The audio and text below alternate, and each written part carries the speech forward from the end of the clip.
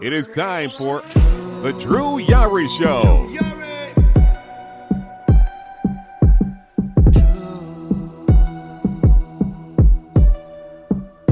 Drew Yari.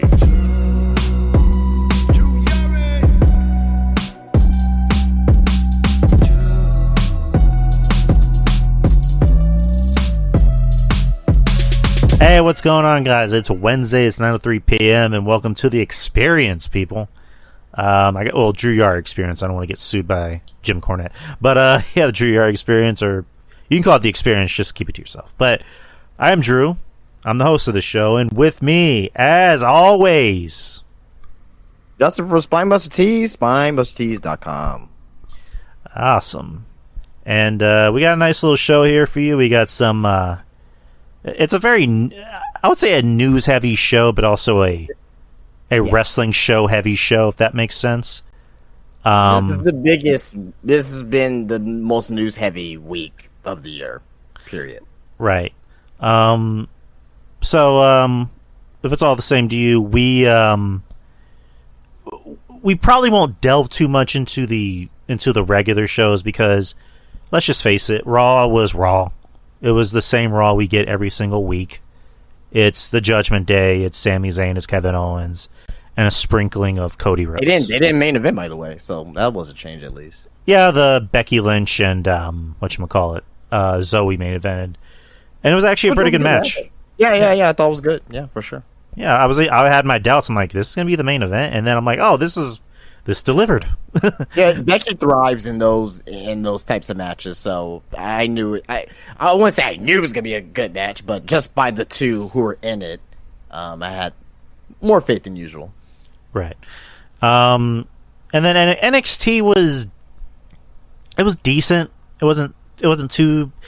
I wouldn't say it was great. It was a pretty decent show. Would you say?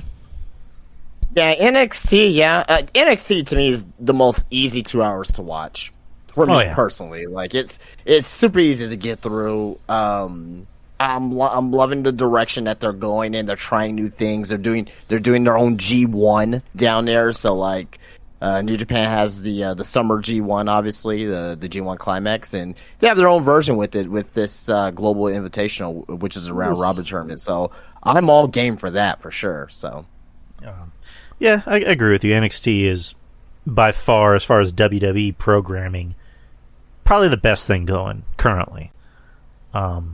Yeah, I probably so. It's the easiest to watch. I still think SmackDown's probably the better show. Right. But I think NXT is definitely easier to watch for sure. If we're talking about a wrestling show, NXT is the better one. SmackDown, 100%. SmackDown overall is just a better show. Yeah. Raw is just it's an acquired taste. We'll just put it that way. And have some good stuff with it, with like Gunther and Chad Gable and now LA Knight's there now, which I don't want to delve into why, but but still he's there at least. So there's some good things on Raw. So like it's not like 2018 when Raw and SmackDown were fucking awful. WWE was awful, and all there was just NXT. To me, this is more balanced, because you do get good pro wrestling. You do have a couple good things from each show that you can enjoy. Right. But let's delve into the news, and let's talk about the big, the unfortunate news that occurred. Yes. Actually, the day after we did our show, when we talked about the loss of Terry Funk.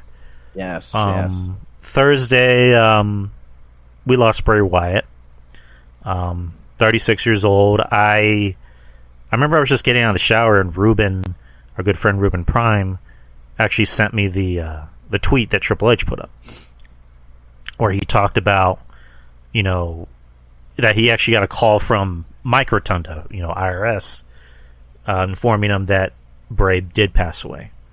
But he referred to him by his real name, Wyndham Rotunda. And at first I thought it was a joke, because I'm like, wait, what? But, just I saw the tweet, it was legit. I made sure to go through everyone's social media, see if this was hitting the rounds, and see if it was a hoax or not. It's a part of me still kind of wishes it was a hoax, but unfortunately it's not. But Bray Wyatt passed away at the age of 36. I want to just give a shout out to Wrestling Soup. Wrestling Soup, I thought, covered it really well. They discussed it. I think like 2 hours after it happened, after the news came out, and during the. I was gonna ask you if you wanted to go live for it, but unfortunately, I had some things I had to do. But I was listening to podcasts in the car. Right. But yeah, like that was like probably one of those like emergency situations where I probably wouldn't mind jumping on doing like a to give our immediate thoughts about it, because right. I'm pretty sure the people who watch or not watch but listen to the show probably wanted to hear our thoughts about it, and now you're finally gonna get them. But right. that would have been one of those times where we're like, yeah, I'll jump on. But unfortunately, last Thursday it had. Fortunately, had some prior engagements to take care of. So. No, it's fine, brother. We're talking about it now. But Soup covered it, and during the show, the Brian Ross Sapp broke the news that he apparently had permission. I'm assuming from the family. Yeah, Sean Ross. Sean Ross Sapp, not Brian. I'm sorry, Jesus Christ. That he apparently had permission from the family. I'm assuming to reveal the cause of death, which was a heart attack. And we actually talked about not that long ago that he was going to be medically cleared.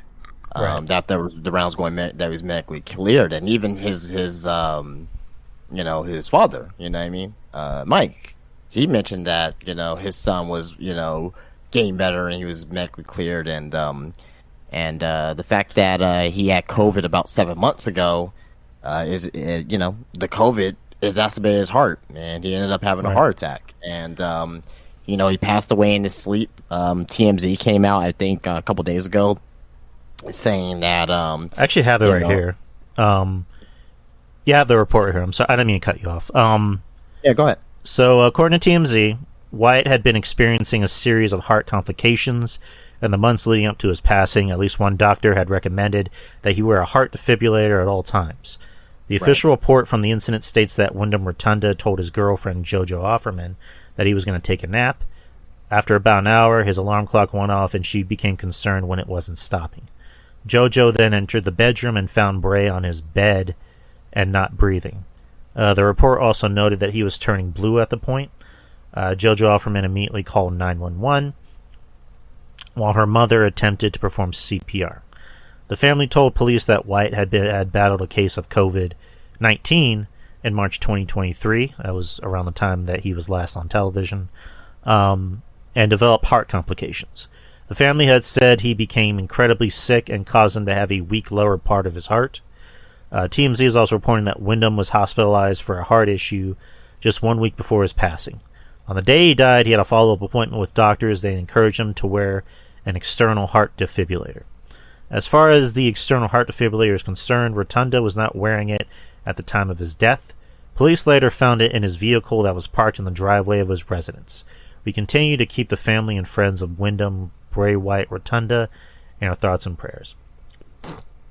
Also another thing, I don't know if he posted it to his social media, but there was a video that came out, which was supposedly like 4 or 5 hours before he died, where he talked about his uncle Barry Wyndham, who had just, I believe, had a heart attack that same day, or maybe around the same time, I forgot. But and he lived, and yeah. Were you talking about Bray? Yeah, Bray had posted the video. Bray posted the video talking about his uncle Barry Wyndham. I'm not too sure of that. I mean, because there's been a lot of things coming out. I don't know if it's the same video that I'm thinking of, but there was another video that Bray posted, but it was like a couple months ago. Okay. And people trying to make it seem it was only like a day before. So I'm not too sure on what video you're talking about in particular, but I haven't heard about that one in particular. Oh, then I mean that's happened before, where people will be like, "This just happened." It's like, well, it actually happened a few months ago. But if I'm wrong, I'm just if I'm wrong, that video looks like it was from. I see the video, and I believe I seen that video maybe about a month prior, maybe 2 months prior. I'm not too sure, but okay. I may be wrong about that. But and I apologize. I apologize. So yeah, but that's one thing, and I'm gonna be blatantly honest tonight. I'm gonna piss a lot of people off on some of the things I'm gonna be saying about not just about this situation here, but later on. Obviously, we're gonna talk about the CM Punk situation as well. But yeah, just a lot of fake people are out there and not pretend per se. Obviously, people are sad about this situation, as was I. I fucking so I was listening to podcasts, and let me just quick background. Well, not that anyone cares, but just to give clarity to the situation. I found out about the news of BRAY. I got a message on my phone through Twitter, and it was Triple H, and I read the Triple H tweet, and I actually had somebody that came, I was in the shop, and I actually had someone bought something. We were just shooting the shit, you know what I mean? One of my regular customers, we were just shooting the shit. We were talking about, I don't know, we were talking about something, but anyway. Long story short, I was like, what is this? And like, I just read out loud. I was like, Bray Wyatt's dead, and I didn't want to believe it. And sure enough, after leaving the shop, I found a podcast, one of live podcasts that I listened to, driving home, and and I had stopped at a couple places, and I had to go to HEB to go get some stuff, and I was still on my phone because that's all I was thinking about. I was thinking about Bray. My first initial thoughts was like, his family, JoJo, the kids. I thought about Bo, right? Obviously, but I nearly broke down, in the checkout line, seeing Alexa Bliss posting that picture of her hugging Bray as he was the burnt fiend, right? And yeah, man, it's just it just wow. I mean, I still can't even really talk about it, without getting emotional about it, because it's like, it became real right there when you saw that. Like, when you see people say, "Oh, rest in peace, Bray," like from like random fans, it's like it doesn't really resonate with you. But when you see someone who puts "rest in peace, Bray" for someone who is on TV a lot, obviously Alexa Bliss, and who was a big part of Bray's Fiend gimmick, that kind of made it real for me, and it's super sad, man. It's super sad, and he was only 36 years old. I'm 35. I mean, it's a year older than me, and that's what got me.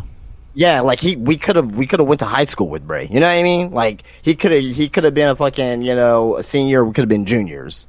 You know what I mean? Like we could have known this guy, right? Like he could have been in our high school. He's part of our generation. So the fact that someone this young dying from a heart attack,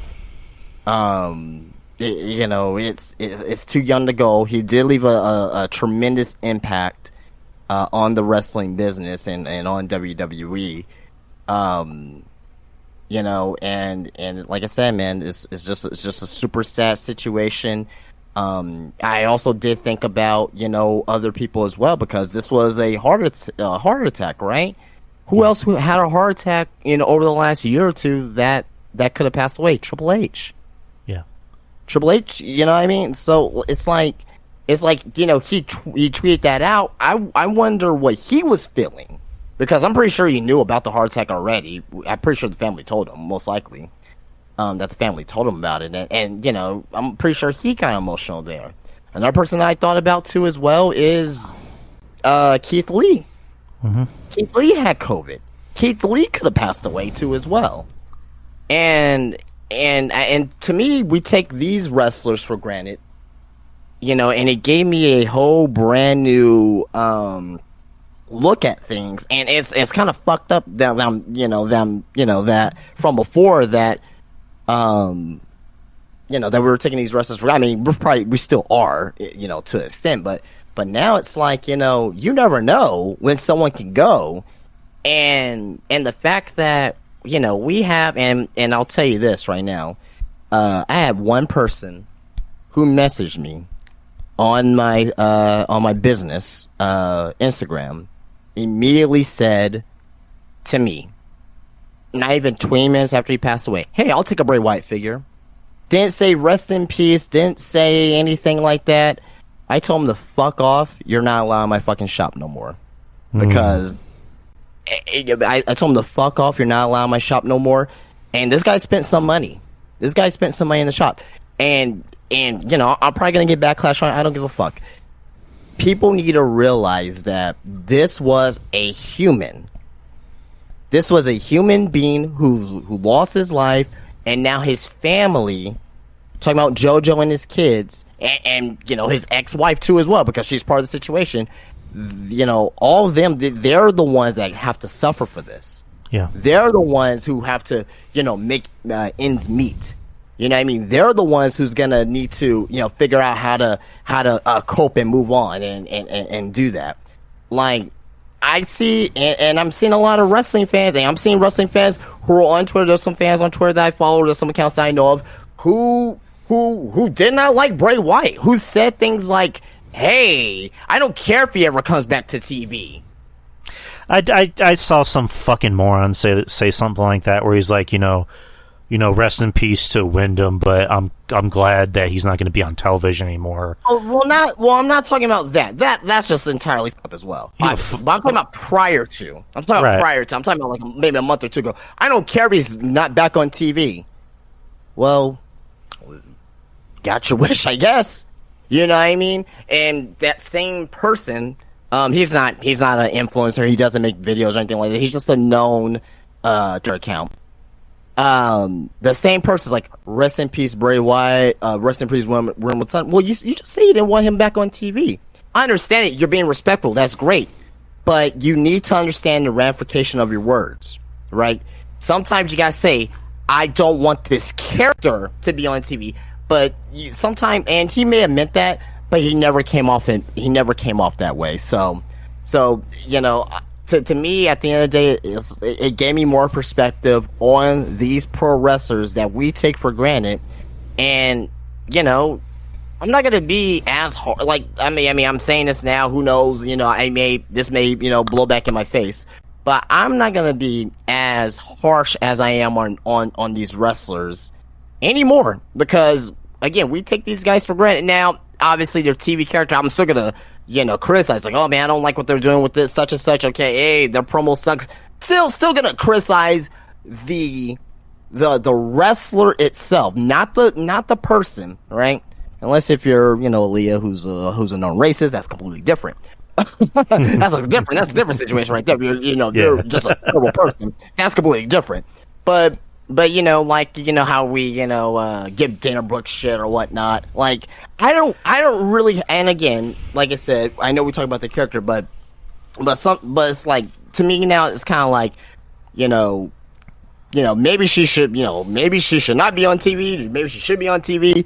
Things like that. I'm not really gonna speculate on shit like that no more and say shit like that, because you never know. You may get your wish, and you know, you may get your wish in the wrong way, and you know, just people saying stuff like that to me, and you know, I was a part of it as well. It's just at the end of the day, it's just insensitive. So sorry, blabbering on about that. Oh no. And you know, we are all trying to cope with this loss, but. Again, I feel for I really feel for JoJo and the kids. I really do, and his ex-wife as well. Like, I really feel for them, because at the end of the day, they're the ones that's suffering the most out of this, right? You know, because, you know, in 2, 3, 4, 5 weeks from now, right, we're probably gonna quote unquote move on, in quotations, but they're not gonna move on. They're the ones that is not gonna hear his voice, you know, in the morning, or they're not gonna, be able to hug them or touch them or anything like that anymore. And it just puts things in perspective. Life is too short, and you know, whatever. If you're having any issues with family members or anything of that nature, sometimes you just gotta, you know, hopefully you can try to make ends meet with stuff like that, because you never know. It may be your last time even seeing them. You know what I mean? Right. So, but yeah, that's my opening thoughts about this whole situation. So just to kind of piggyback off the last thing you said, so WWE on YouTube had posted eulogies from different superstars, Bayley, Drew McIntyre, right, Kevin Owens, Sami Zayn. Bayley, you said we all need to just be better people, just be nice. Bayley said the same thing, just like I just want to end this by just telling everyone, just be nice to each other, be good to each other. It's like a 35-minute video of different stars talking about right. Bray. Byron Saxton was the one that broke my heart. I saw. I mean, they're all very sad and all right. that, but yeah, no, but Byron was yeah. And then it got to Samantha Irving singing "He's Got the Whole World in His Hands." I'm like, I can't listen to this. I had to turn it off because I'm already a fucking blubbering mess. This is just gonna break me. So I couldn't listen to her sing. Eventually, I think I'll come around to sing that, but I mean, it's just to kind of talk about Bray for a little bit. Like, my whole perspective on Bray, I was always a Bray fan, but like, again, kind of like you said, it's just like, it's not the person. I have nothing against the person. It's just, it's a combination of like the booking and also what he's doing, because like, right. I'm not above, supernatural, stuff in wrestling. The Undertaker, obviously, carrying cross, and I was a fan of Bray when he first came in. I was more of a fan of the cult stuff. To me, and I forgot who I was talking about this with, but like the way I looked at Bray's career was just wasted potential, because he came in and they were treating him like he was the new Undertaker, and then he ran into a brick wall known as John Cena, and then years later, Seth Rollins, and then Goldberg when he was the Fiend, and that got over. So you can't really. I'm not going to put that solely on Bray. And then the new gimmick where I just remember that promo when he came back, and I'm thinking that was actually a good promo, because this is Bray more as a human. You get to see Wyndham more than Bray. And then they went back to, the supernatural stuff, which, again, I didn't hate. Some of it was kind of interesting. I mean, again, I'm just being honest, the Pitch Black, Mountain Dew match. Yeah. Yeah. I mean, and in all due respect with that, I mean, you did get to see Bray's last match. Which is, even though the match wasn't, which great is, or whatnot, but you were able to right. to experience it. But just in all respect to the situation, I don't know if I have it within me, because I was like, that's probably worst match of the year. I don't even know I have that within me, just in respect to Bray even. You know what I mean? Because it's like, it's kind of fucked up. You know what I mean? But yeah, no, continue. It's funny. I was thinking the same thing, because I'm like, this was my worst match of the year. I think I'm going to take this off. Oh yeah. I mean, I can't even but yeah. But I mean, you said I was able to see his last match. It's an unfortunate honor, the way I look at it. Yeah. It's very chilling to think about. And I mean, you look at LA Knight. LA Knight became a big star out of that feud, and I guess we can kind of segue into SmackDown. Well, before we do that, well, are we still we're still talking about Bray on SmackDown? Or is that what we're going for? I mean, do you still want to keep talking about Bray for a little bit? Well, I mean, there's still a few things. Go for it. Yeah. So I want to ask you, in our audience here, what is your favorite Bray moment? What is when you think Bray Wyatt? What is your number one Bray Wyatt moment ever? That's a good question, and not because I don't know. I just wasn't prepared for that. He's definitely had some good moments. I don't know if this. As you think, because I know you're probably thinking, I'll stall you some time. For me, it's him winning the WWE Championship at the Elimination Chamber. That one, I remember that one.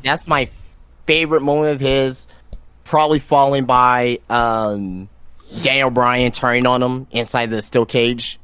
I think it was like in New Hampshire or wherever it was at. Like that yes chant was.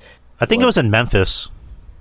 Well, wherever it was at, that moment. Seattle. Wherever it was at. Oh no, I'm not saying it's against Kyle saying Seattle. Okay, yeah. That's what I said. Wherever it was at, like we know the moment. I mean, those two moments really stick at me, for sure. There are other moments for sure. You know, when he first came as the Fiend, and his return last year. I thought that was, to me, probably one of the best things of 2022. Mm-hmm. But yeah, I'm gonna go with him winning the WWE Championship in the Elimination Chamber. Yeah, that was a pretty big moment because I didn't see that coming. And now I was happy for Bray because it's like, I mean, it might be maybe a few years too late, but you know he still won it, and you know we're happy for him. The Firefly Funhouse skits I liked. I enjoyed them. I mean, were they hokey? Yeah, they were hokey, but they were a good kind of hokey. I enjoyed them, especially the Muscle Man dance. I thought that I still have that song in my head. And then him debuting as the Fiend at SummerSlam 2019? 2019, yeah. Against Finn. I'm like, that... was 2019? Yeah, it was 2019. 2019? Yeah, dude. Jesus. Yeah, it was 2019. Yeah, like, it just thinking about that, he did so much with that Fiend character in a short time. Right. He did so much because he had the debut... He had the unfortunate match in Saudi Arabia. Oh, then the match against he won the title. Then the match against Goldberg. There was a lot of moments, good and bad, with the Fiend. Right. That I guess their version of the Ultimate Deletion against New Day. You remember that? Yeah. Then he actually had a deletion match with Matt Hardy too. So. What else? The Wyatt family versus Shield at Elimination Chamber 2014. Yeah, that's obviously up there too. Yeah. Fucking awesome match. The build up between him and John Cena at WrestleMania 30. 30, yeah. With that Eminem track. Let's see what else. I mean, obviously his return at Extreme Rules in Philly. That place went nuts when he came out. And the following promo on SmackDown. And was there anything else? I mean, he's had so many big moments. It's hard. Yeah, I mean, we talked. I mean, a lot of things too. We talked about. I mean, we mentioned a lot of things as well. So, I would say now. I'm gonna ask this question here, not as disrespect or anything. Just a question. Well, before that, I forgot to mention this. Bray Wyatt's death. I've never seen anything like it as far as how many people they actually touched. Like, to me, I don't want to say what death was bigger or whatnot, but to me, this felt bigger than Eddie. And what I mean by that is because that Eddie's death, although very big in the grand scheme of things, there was no social media. Right. There was no social media on people tweeting and, sharing about Eddie Guerrero, which I'm sure it would have been just as big. But since this death has happened, he was on the main roster. He was, still in his prime per se. And also on top of that, he was a huge merch seller too as well. But this was being covered by ESPN and Bleacher Report and CNN. It was on CNN. On their main broadcast. So, like, to me, it's like, whoa, this guy really had a far outreach to a lot of people. Right. That we don't even, like, really knew. Like, I didn't really, I knew, like, obviously, wrestling, we're like, if you're listening to this podcast right now, you're heavy into wrestling, you're a wrestling nerd, we're all wrestling nerds, right? You keep up with the backstage stuff, you keep up with things like, reporting and things of that nature. But I had no idea that Bray had that effect on a wide grant of people. what's her face? Vanessa Hudgens made a post about a story about the Fiend, and I was like, wow, at first I didn't know you like wrestling. Okay, that I didn't think I could like it more. Now I like it even more because you like wrestling. But that's number one. Number two, I wasn't expecting that. You know what I mean? So, yeah, to me, I don't know if you have any opinion about this. This death felt more impactful, if that's the right word to say, than I've ever seen in my life. I think you're right. I also think social media helps because, right, at the time when Eddie died, there was MySpace, but Facebook, Twitter. But it wasn't.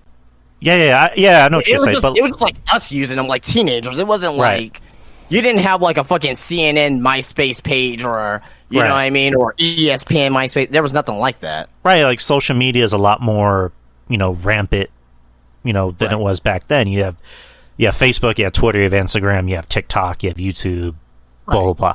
So with Bray, it just seemed like everybody had a story, even if it was just like, hey, I had a tryout for WWE and I met Bray, and Bray went out of his way to be nice to me. Or not even wrestlers, like people working in like production trucks, Bray treated everybody as his own equal. I think it was Cedric Alexander who said that whenever they brought in 205 Live, that they were traveling with Raw, and that he apologized to Bray. He's like, I'm sorry that we're cramping your guys' style or something like that. And Bray was like, you don't have to apologize to me. How are you going to learn to adapt to the main roster if you don't learn from your peers? So, and then same thing with people like Bailey and Big E and people from those FCW days with Bray, who just said Bray was just the guy that just welcomed everybody to the company with open arms. Right. Same thing with there's obviously people currently in AEW that knew Bray. Yeah. AEW actually on the break, I think it was for Rampage, that they had the in memoriam of Wyndham Rotunda, and actually did that on Twitter as well, and also Impact as well. They did the same thing. So, at the end of the day, wrestling is a family, man. These wrestlers, it doesn't matter who you play for. You got wrestlers in AEW who's never been in WWE, WWE guys who's never been in AEW. But at the end of the day, everyone respects each other, right? And everyone, wants to see. Everyone's secretly cheering each other on as well. And I wish people on social media will get that, understand that, get that picture, everyone cheer on everybody. But despite that, to me at the end of the day, I'm looking at this, I'm like, man, wrestling is a genuine brother sisterhood, and I'm just glad to see that everyone paid their respects to Bray. At the end of the day. Yeah. I'm still getting emotional thinking about it. So yeah, it's gonna be a while. It's gonna be a while for us. So. If I crack up, people, I'm sorry. But moving on to the next day. So you had SmackDown, and they opened the show with everybody from I believe some people in NXT were in attendance. Raw and SmackDown. Seth Rollins posted a video on Twitter explaining why he couldn't make the trip. Couldn't make it, yeah. That one was bad. It took me a while to even get through that one video. It was a 3-minute, 4-minute video. It took me 20 minutes to even watch it because I couldn't, Seth. So I mean, despite what anyone thinks about Seth as a wrestler, gimmick, or even a person, he explained, that he heeded advice that he got from Bray, which was, take care of that baby girl of yours. Yeah. So screw. If you have, I understand, if you don't like their gimmick or you don't like the wrestling or the direction that they're going in, but most of these wrestlers, not all, I mentioned one earlier, most of these wrestlers don't really give you an indication why you should hate them as a person. Period. debatable, but Seth is not one of those guys. Right. I mean, I'm not trying to turn this into an argument, but it's some more than others. But Seth, I don't really think. I think it's more so just about his gimmick. Yeah, and every now and then he kind of says some dumb things, but like, I mean, even the dumb things as well. Like that shouldn't get you to like. I'm not saying you. I'm just saying like people. That shouldn't get you to hate him as a person. Like if you disagree with them, you just disagree with them. That doesn't make him a bad person. You know what I mean? So like that's what I'm saying. Like there's a lot of wrestlers out there who I disagree with on some of the things that they do or they say, or oh man, that's a bad interview. Like Jericho, what the hell are you saying? Or whatever. I don't dislike them as a person overall. You know what I mean? Because we're all flawed to a certain extent, unless if you're doing like some let's say you're a known abuser, or you're a known racist, or whatever. Okay, as a person, totally fucking get it, understand it. Like fuck you. Why are you on my fucking TV? I fucking hate you, right? And then that's kind of bad to say. I don't want to say that I hate anybody either, but that's, I dislike you. That's probably a better way of saying it. But in most cases, most of these wrestlers, there shouldn't be a reason why we should hate them. We may dislike their opinions, we may dislike what they're saying, we may dislike on anything, but totally right out thinking that they're a bad person. Some things I don't agree with, but anyway, go ahead. Right. I mean, just it is what it is. Everyone says stupid shit. I say stupid shit. So we all do. It's Andrew Carlick, friend of the show. Shout out to Andrew Carlick. Had an interesting way of putting it. Everyone's entitled to use their asshole card. Yeah, there you go. Everyone can have a day where they can just be an asshole for just one day, and that's it. But anyways, so the SmackDown show opened with the talent up on stage. Classy on WWE for bringing in Eric Rowan to come celebrate, or not celebrate, but like to mourn, like everybody else, standing next to Braun Strowman. And then Michael Cole, announced the show, and then announced the 10-bell salute, to which it showed a tribute video for Bray that they've been playing, and every time I see it, I just get the same reaction. I'm like, fuck.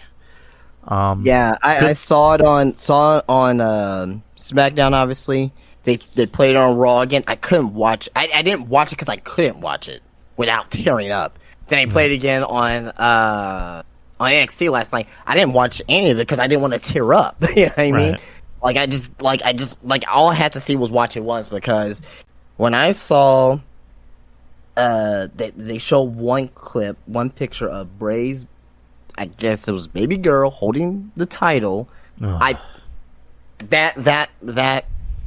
was done. I was like, oh yeah, yep. I'm finished. I don't know if I can watch that tribute video for a long time, just because of how it makes me feel. So and then good song choice. It's a song I still have in my head. And just through and also at the same time, they're also celebrating the life of Terry Funk. So it was an interesting show, because unlike past memorial shows that we got with, like, say, Eddie, where it was just like they threw together random matches. And again, we knew why, but like where this show it was more just like, we're still going to continue the show, because at the same time people paid money in advance for the show. We're still going to continue most of the show that we had, but we're going to put aside storylines. Because I know Friday was supposed to be Jimmy Uso. Well, they didn't really do that for SmackDown. They were still continuing storylines. Oh, no. I meant more just like the Jimmy Uso thing. Like Jimmy Uso was supposed to show up on Friday. Yeah. So they gave the Bloodline on a break for 1 week. They still continue the storyline with Ray and Austin Theory and what the fuck's his name, Grayson Waller and Escobar. Which that was a decent match. There was another match. Cody came out and talked about Terry Funk, and then he went on to introduce a Terry Funk hardcore tag team match. Which, I'll just say it like that. And I have a reason why it could have not, because a lot of people were like, "Oh, Terry Funk's rolling over in his grave." The way he's looking at that, some of the memes were actually funny because it was humorous to the situation. It wasn't like talking shit about Terry Funk. It was just like, you know. But anyway, so they were in Kentucky. I believe there's a no blood rule in Kentucky now. Uh-huh. So with the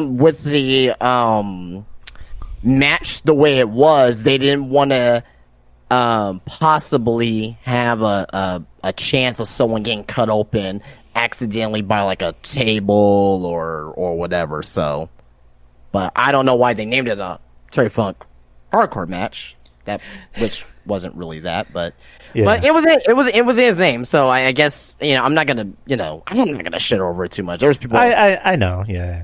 There was people who were like, just like, what the fuck, man? It's just still funny to kind of think about. I just like the look on Cody's face when he announced it, and the match happens. I mean, the match itself wasn't that bad. It was actually a pretty good match. Right, you know, the Street Profits versus the Brawling Brutes. Yeah. So it was a fine match. It was a good match. I can't really shit it too much. It's just like, this is a hardcore match, quote unquote hardcore. But again, I'm not gonna shit on it because, you know, of the show. Like Terry's up there is like, what the fuck? This ain't hardcore. What are those egg-sucking dogs doing in my sport? Oh yeah, but there was some people, and I'm not gonna name names, on Twitter.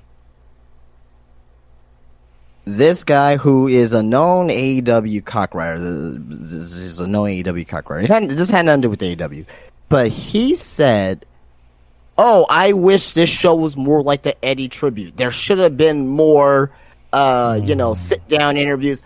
And I'm like, bro, if you're complaining about this here, that WWE, they had a beautiful opening package with Bray, and this is still not what you're looking for, not good enough. Seriously, fuck the hell off. This guy has, I think he has how many Twitter? I'm sorry, how many YouTube subscribers he has? I'm gonna look at it really quick here. I should have had that ready at least. My bad. He has He has, Jesus Christ, 35K thousand subscribers on Twitter. Of course he does. Well, this fuck. I don't respect him. This guy is using Bray Wyatt's death in order for him to get more exposure to himself on Twitter and on YouTube as well. That's number one. Number two, this guy is notorious for tweeting things and deleting them and retweeting them so that way he could get more views on his tweets. This guy's did this on Bray Wyatt tweets today. Today, he's doing this. So the fact of the matter is, and like I said, I'm gonna fucking unhinge a little bit more later on with this whole CM Punk thing. You haven't seen nothing yet, haven't heard nothing yet. Oh boy. But the fact of the matter is, you got people who are using the platform of Twitter and YouTube for their own gain. If it were me, I would not have, like, because he obviously gets like super chats and stuff. I would not have a video straight dedicated to Bray Wyatt, right? Just, I'm not talking about the SmackDown review. That's fine because you're talking about the show in general. But if you're making a video about Bray Wyatt and you upload it to your YouTube, I'm turning off monetization. I'm turning off any type of monetary reasons, or super chats or super thanks, wherever it is. This guy has had on super thanks and super chats and all that stuff, and is getting money from this. Fuck him. He's a no good, downright piece of shit who should not be a part of this fucking community. Sorry. No. You don't have to apologize for anything on here, man. Fuck that guy. Whoever that guy is, fuck him. Fuck him. I'm never ever gonna actually say his name. He doesn't get the fucking he doesn't deserve any type of promote him, by not really promote him, but indirectly promoting the guy. But if you guys indirectly figure it out, good on y'all. But still, like, he's a downright piece of shit. Yeah, fuck him.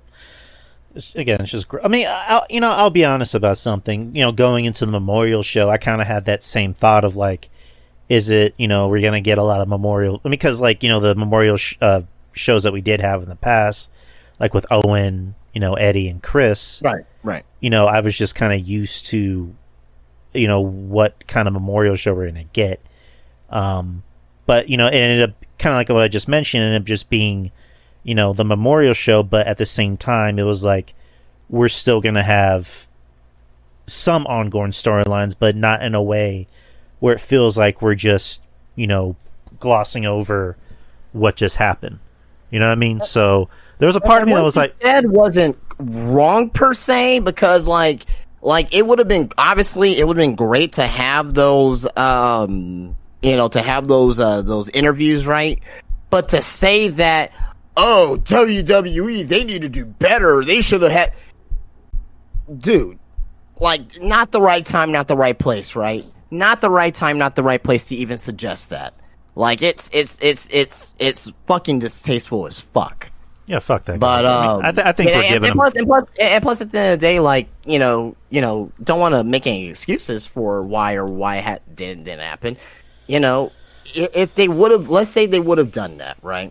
Then that means you would have to cut some interviews, like the Good Brothers, interview that went long. Obviously, you're not going to be able to put that on a 2-hour TV show, right? So, and obviously these deaths that happened, like you mentioned, Eddie, and Benoit happened, but they still did it as a tribute show still. The Benoit, the Eddie, the Owen Hart, the Brian Pillman, right? Even, they all had tributes, but that was before social media. Still, that was all before social media, before they had Twitter. They could post these things online.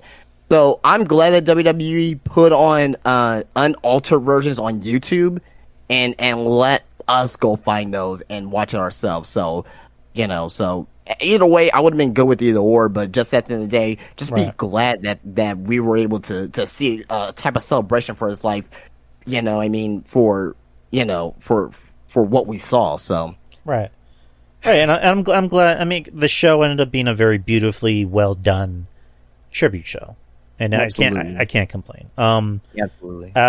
We also had Io Shirai defending the women's championship against Zelina Vega, which that ended up being a pretty fun match. Io won, of course, and the main event was LA Knight versus Finn Balor. Balor was more of the Bray Wyatt Memorial match, if you want to call it that. Right. Finn being the first guy to face the Fiend, and LA Knight being the last guy to face Bray Wyatt. The last ever match he had before the match, LA Knight was speaking out of character, but also in character. Where he talked about Bray, saying, sometimes your greatest enemies can be your biggest helpers. Bray got me ready. I'm not gonna sit here and pretend that me and him were best friends, but he taught me a valuable lesson. He got me ready for this business, and and then he kind of shifted gears, talking about the Miz, where he ended it with, a wise man once said, "Next time you see me, run," which I like that. I really like that when he just got into the camera and just said, "Run." I really dug that promo. That was a really beautifully done promo. And then he had the match but he had the match against Finn, which ended up being really good. Really good main event, which LA Knight won, clean as a sheet. And afterwards, after he won, they closed the show by giving one last send-off to Bray, where they had the lantern in the ring facing the Titantron with Bray on the Titantron. So that was rough. That was rough, man. For sure. Yes. I have that quote in my head, just saying that this isn't saying goodbye. This is I'll see you later.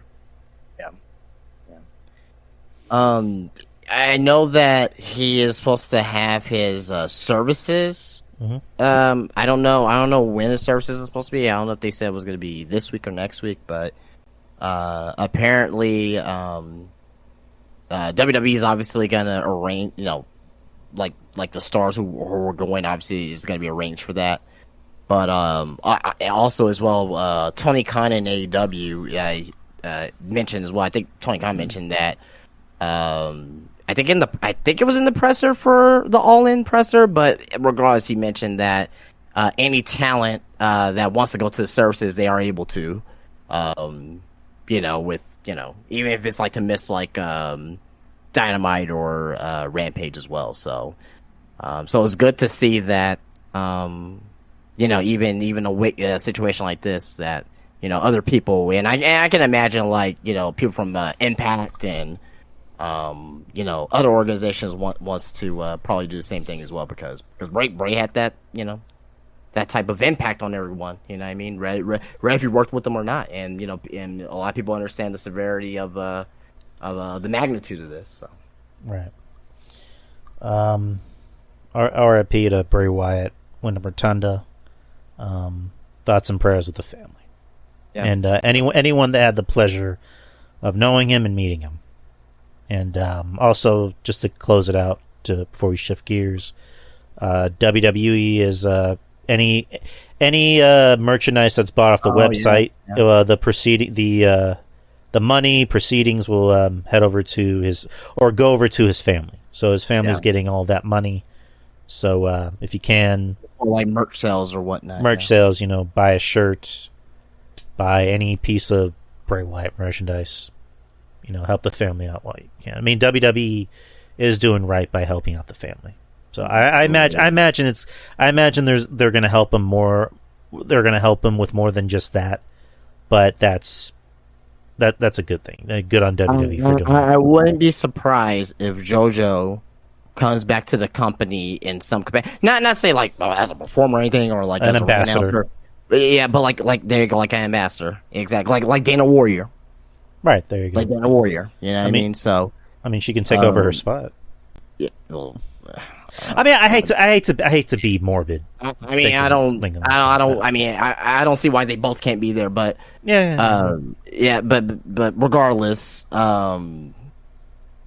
obviously JoJo is. I mean, she wasn't there in WWE that long, but like she's remembered obviously because she was part of the first season or 2 seasons of Total Divas, and she became a decent ring announcer too as well. You know what I mean? So. Right. So I mean, I know they say like once you're WWE, you're WWE for life. You know what I mean? As as Vince like to say, we're a family. And also you can tell Triple H really loved Bray. Oh, I mean, yes, absolutely. There's like 1,000 photos of him and Bray hanging out together. I mean, I think there was a photo where him and Bray were at Chris Angel's magic show, and they were taking a photo with his son. So absolutely. I imagine Triple H is going to move heaven and earth to help his family. Like so. Well, I mean, it's just again, it's just a total sad situation, man. And I don't like. I don't know on when we're gonna be able to get over this per se, and something that we may sprinkle and talk about every now and then. But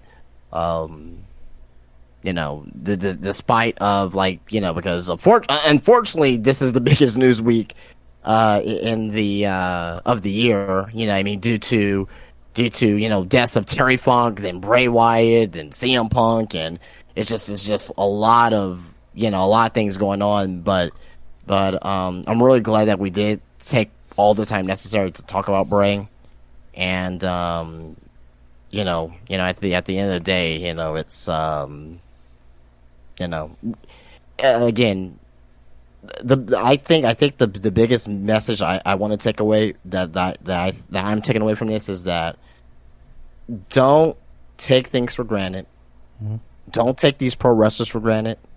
Rethink on how you evaluate on when we're talking about things on here. At least for me in particular, I'm gonna reevaluate on how I speak about certain things, certain wrestlers, certain situations. That if it makes me soft, oh well. But it's like that comment that I saw again of this guy. He stated, and this is like a couple months ago again. I don't care if Bray Wyatt doesn't come back on TV or not. He should be gone. More or less what he said. Probably not exact quote, but that's more or less what he said. And the fact that he passed away, and this fake love all of a sudden comes out from him. Well, you've been hating Bray for the last few years, and now all of a sudden, like, oh, rest in peace, Wyndham. Like, go fuck yourself. You know what I mean? Like, it just. I just can't accept fakeness no more in this in the IWC. So, totally understand that. And also R.I.P. to the legend Bob Barker. Jesus Christ! Why did I have a brain fart? Bob Barker passed away on Saturday. Man, he was supposed to be 100. You know what? I saw a tweet that said that Bob Barker is such a legend that he went as close as he can to not go over $1. And now kind of like it represents to the Price is Right. I'm like, goddamn right, man. Like, goddamn Bob. Yeah, man. But Bob Barker, man, I like my biggest memory of Bob Barker. Obviously, Price is Right and all that stuff. But he was also in Happy Gilmore, obviously. But my best memory of him, I was probably in first or second grade. Couldn't be no more in second grade. I was super sick. And my mom, who went to work at the time, obviously I couldn't stay home by myself, so she took me to my great grandma's, who lived on the east side, off of East Houston. If you know, like, off of East Houston on the east side of San Antonio. Yeah. And I was super sick, man. Like, I had asthma at the time too as well. So I was just a fucking, like, anything fucking either hurt me or I couldn't breathe right. Like, I was a fucking mess back then.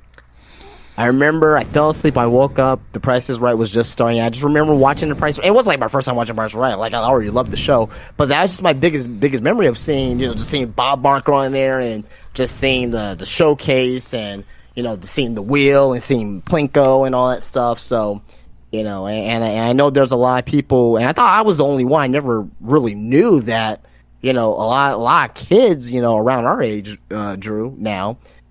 When sick days happen, man, people watch The Price is Right, and I thought I was the only one. But, rest in peace, Bob Barker, man. Well, I love, man. Like, after Bob Barker left, I just stopped watching the show. I didn't care about Drew Carey like that. You know what I mean? But, I like Drew. I like Drew Carey.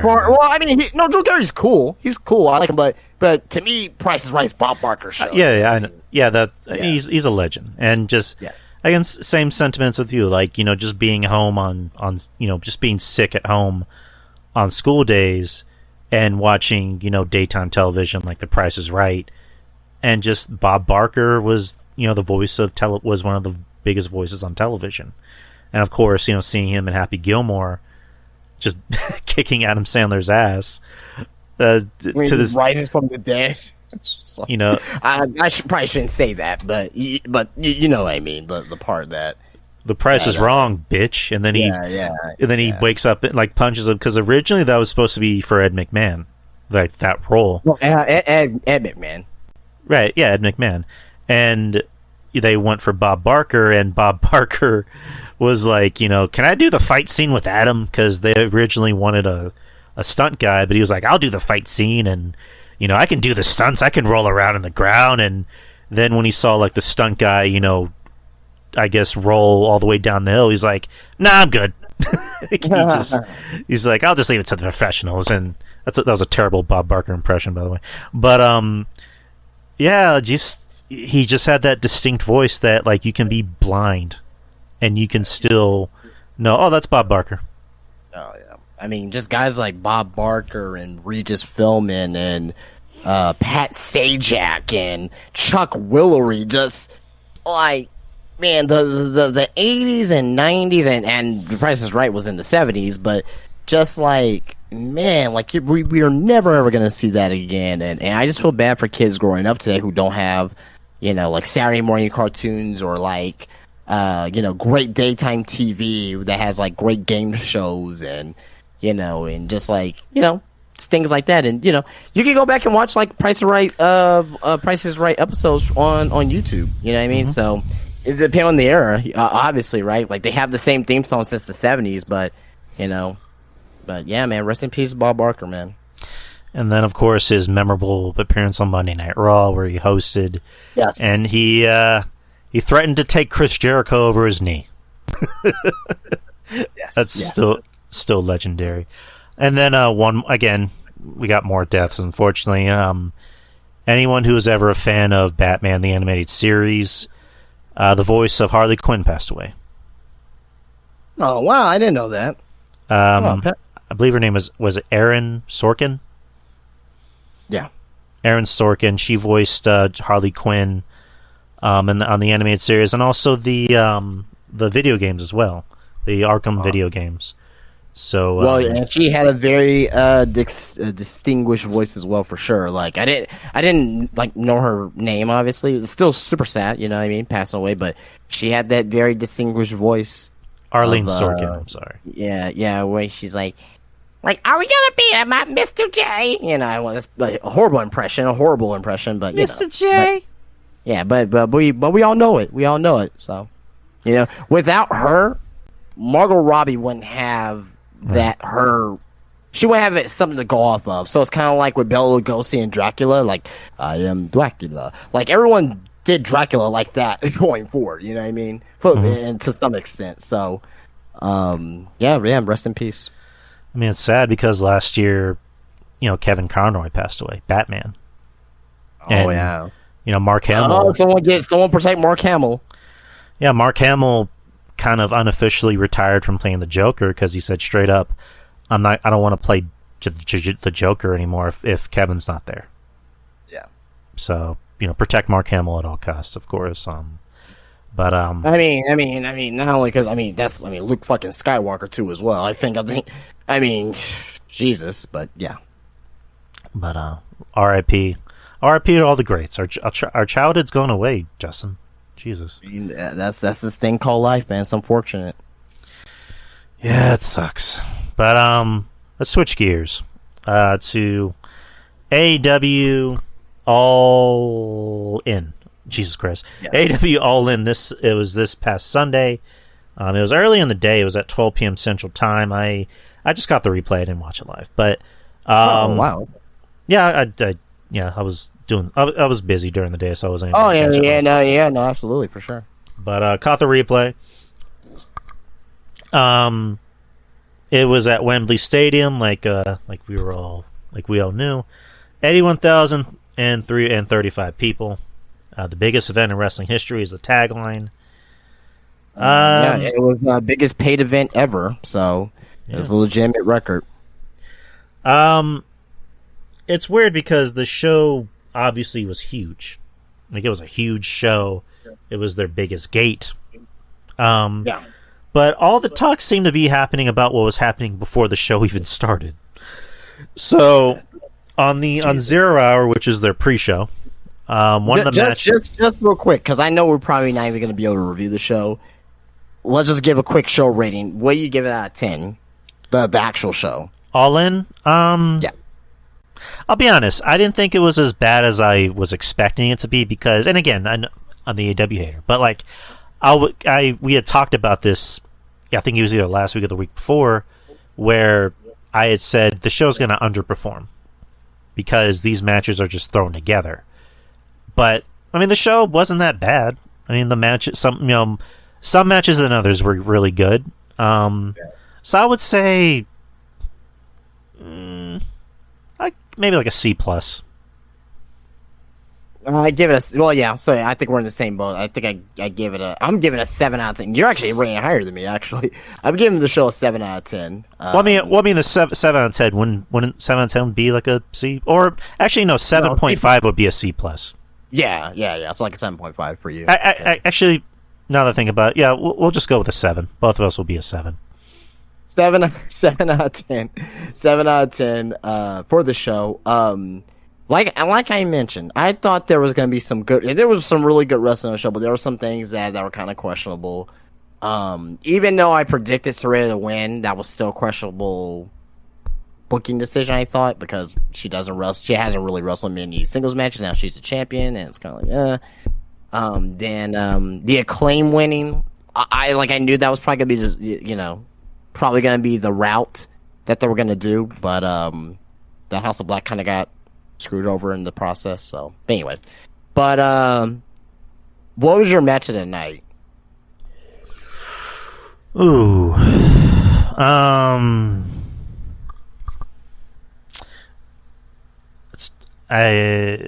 like CM Punk and Joe. I thought that was actually a really good match. It was a good opener. Yeah. It was a good wrestling match. I was surprised by how good Chris Jericho and Ospreay was.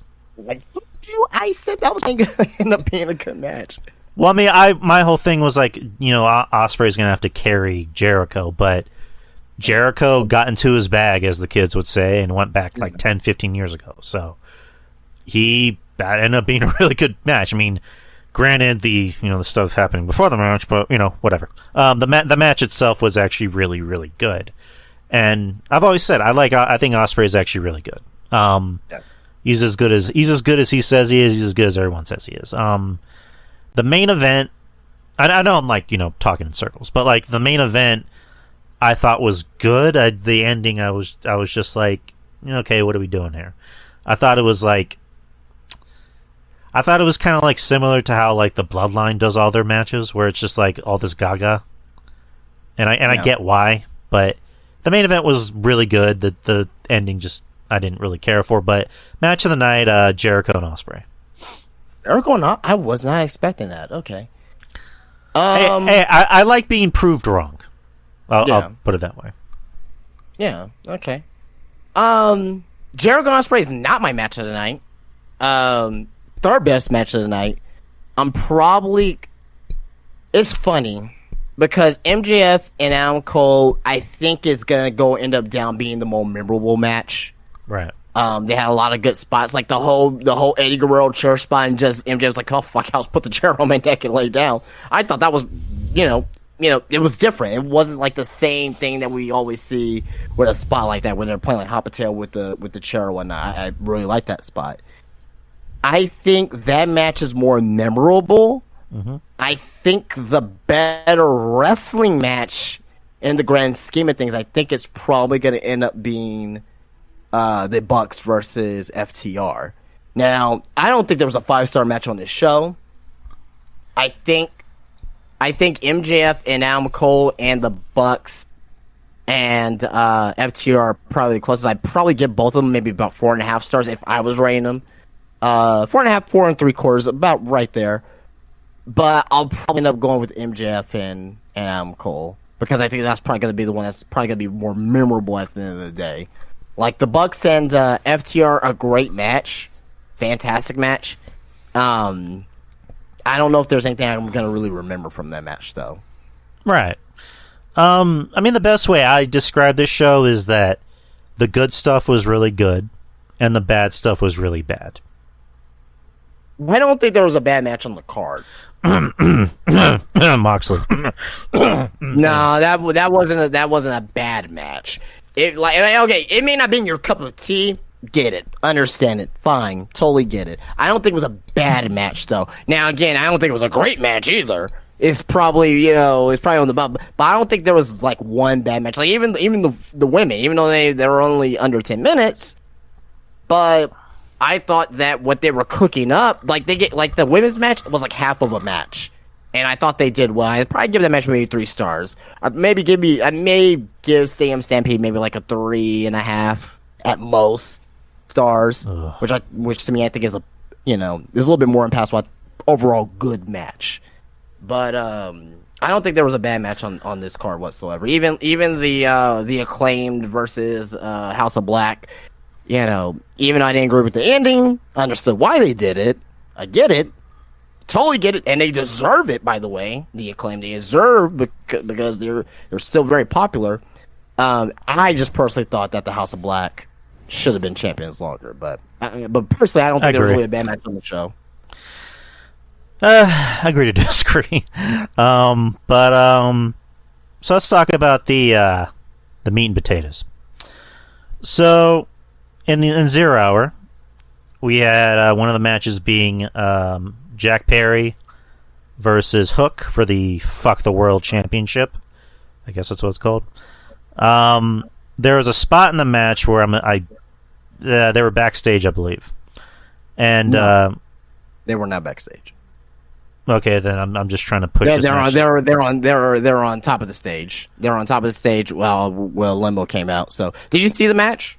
No, I did see some of the match, but I wasn't crazy about the match. I just remember the spot. But I was just kind of drifting in and out of the match. But I do remember the spot. That's the best way to put it. Got it. Where Jungle Boy lands on a car.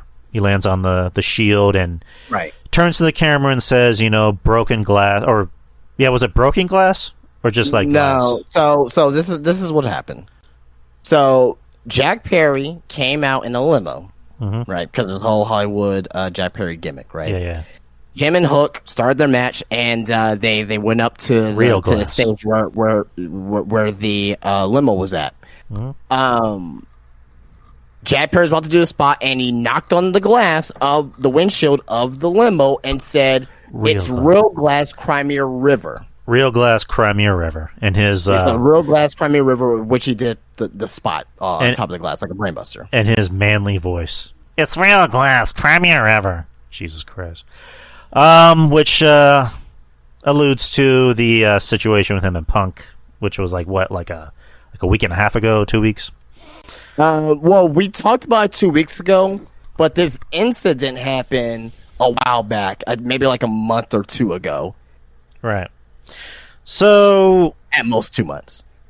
So this was on the pre-show, the 0 Hour. And Punk's match was the first match of the night. Yes. So here's what happened according to spectators in the back. When Perry returned backstage after the pre-show, he exchanged words with Punk. Though there are multiple accounts of what actually took place. There actually have been multiple stories. Eyewitnesses have confirmed that there was physicality between Punk and Perry. It is important to note that as the commotion unfolded, AEW was mere moments away from the most significant pay-per-view in history. It was also scheduled that Punk and Samoa Joe were going to start the show. So where's the fucking story? So I got it here. So okay. Yeah, there was a physical. You got it? No, I thought Sports Illustrated had the whole fucking story, but they suck. But anyways, go ahead. I got the source here. I got Sean Ross Sapp, who's the direct source for this. All right, go ahead. So they're obviously we're talking about the physical altercation between CM Punk and Jack Perry. Okay, so according to one side of the story, it's claimed that Jack Perry approached CM Punk backstage, stepped in his face, and bumped Punk. Punk was said to have then pushed Perry. Perry allegedly came at Punk and got choked. Hold on. So, from Sean Ross Sapp and Fightful, there's, like I said, two sides. CM Punk's side is saying that Jack Perry approached him, got in his face, bumped him, punctured him, and got choked. The other accounts are saying Punk approached Perry, they exchanged words, Punk threw the first punch, and grabbed him in a face lock, and it was broken up. Mm-hmm. So for what it seems like to me, there's gonna be multiple accounts of this story of this whole situation coming out. I got a lot of fucking shit here that has happened. I think this particular situation, I don't think it was more chaotic than All Out. Last year it wasn't more chaotic, but this has more details than the All Out situation. But yeah, well, we can talk about that there. So yeah, so basically, Punk choked. Apparently, we're having a front face netlock, Jack Perry. So, I mean, at the end of the day, Perry's the one that instigated it because he decided to go on live television, or I guess not live television. It was on YouTube, but basically he went on a live streaming feed, and decided to instigate something with the biggest star in the fucking company. And say what you want about CM Punk. CM Punk is a trained fighter. He knows how to defend himself. He knows how to fight. Regardless of if he lost 2 fights, he can probably still whoop my ass. He can whoop all of our asses. So, and just the way it sounds, there was a story that Punk, went up to Perry and just said straight up, "You got something you want to say to me?" And then, Perry, being the self-centered, arrogant little fucking dipshit that he is, decided to bow up to Punk. and all Punk had to do was just fucking choke his ass out. That's what happened. And then I'm not gonna pick sides here because it's irrelevant. I'm not gonna pick sides because I don't play favorites. But what I will say is that I won't say I'm on anyone's side, but who is in more the wrong? I think Jack Perry is more in the wrong in this situation due to of him, doing that, knocking on the glass and and saying saying what he said. Now, if I'm CM Punk, why entertain this? Why would you put yourself in that situation? You already had a situation last year at All Out. You already had the situation talking about, your return for Collision. You already had the situation a couple weeks ago for the Hangman situation. So why do you keep putting yourself in these situations? Sometimes you got to be the bigger man, be the professional, and walk away. Or even talk to a guy like Tony, look, do you see this? I mean, because he was at Gorilla, obviously. It's like, dude, do you see this shit? Like, what the fuck? You know what I mean? Right. But, at the same time, too, as well, Jack Perry, and before this, Jack Perry, the 4 years of AEW, he's never really had a backstage incident in the span of, we'll say a month now. Span of a month, he's had 2 instances with CM Punk. So it comes to me, and we're gonna be talking about this extensively, obviously, but it comes to where at the end of the day, where Tony Khan, and we already mentioned this many times, he needs to be a boss and needs to nut up and all that stuff, but some of these guys need to be made examples out of. Jack Perry needs to be made an example out of. CM Punk needs to be made an example out of. I don't care. You know what I mean? I really don't care on who's right, who's wrong. These are 2 professionals on the biggest... the show didn't even start yet. You're in front of your biggest crowd, your biggest house, your biggest show in wrestling history. You know what I mean? Quote unquote, right? That's what they're calling it. Quote unquote. And you 2 decide to be fucking selfish. Jack Perry was very selfish. CM Punk was very selfish. I don't care about ego. I don't care about, he said this about me, because you know what? At the end of the day, AEW, and I'm taking this from Solid Monster right now, AEW stands for All Elementary Wrestling. And that's what the Solid Monster said. Jason Solomon, if you don't watch him, he's fucking great, fantastic. Better than I ever would be. But at the end of the day, that's what it is. It's like a fucking elementary school full of kids and full of, guys who have all ego issues and they just can't, accept any either any criticism or any, in Jack Perry's sense, can't take any feedback from the veterans. It's like, man, what are we doing, AEW? What are we doing, Tony Khan? What are we doing? And I'm going to throw his name out there as well, because he is supposed to be a talent relations, Christopher Daniels. What is your job? What are you doing? Why is this happening? This should be happening. You're the second biggest wrestling organization in the world, and in front of your biggest fans ever, and you're doing this before the show starts? Come on. It's bad, man. It's really bad, man, and it shouldn't be this. The fact that last year, All Out, which I thought was a good show, the biggest thing to come out of it was Brawl Out. Mm-hmm. MJF came back, and no one talked about it. Right.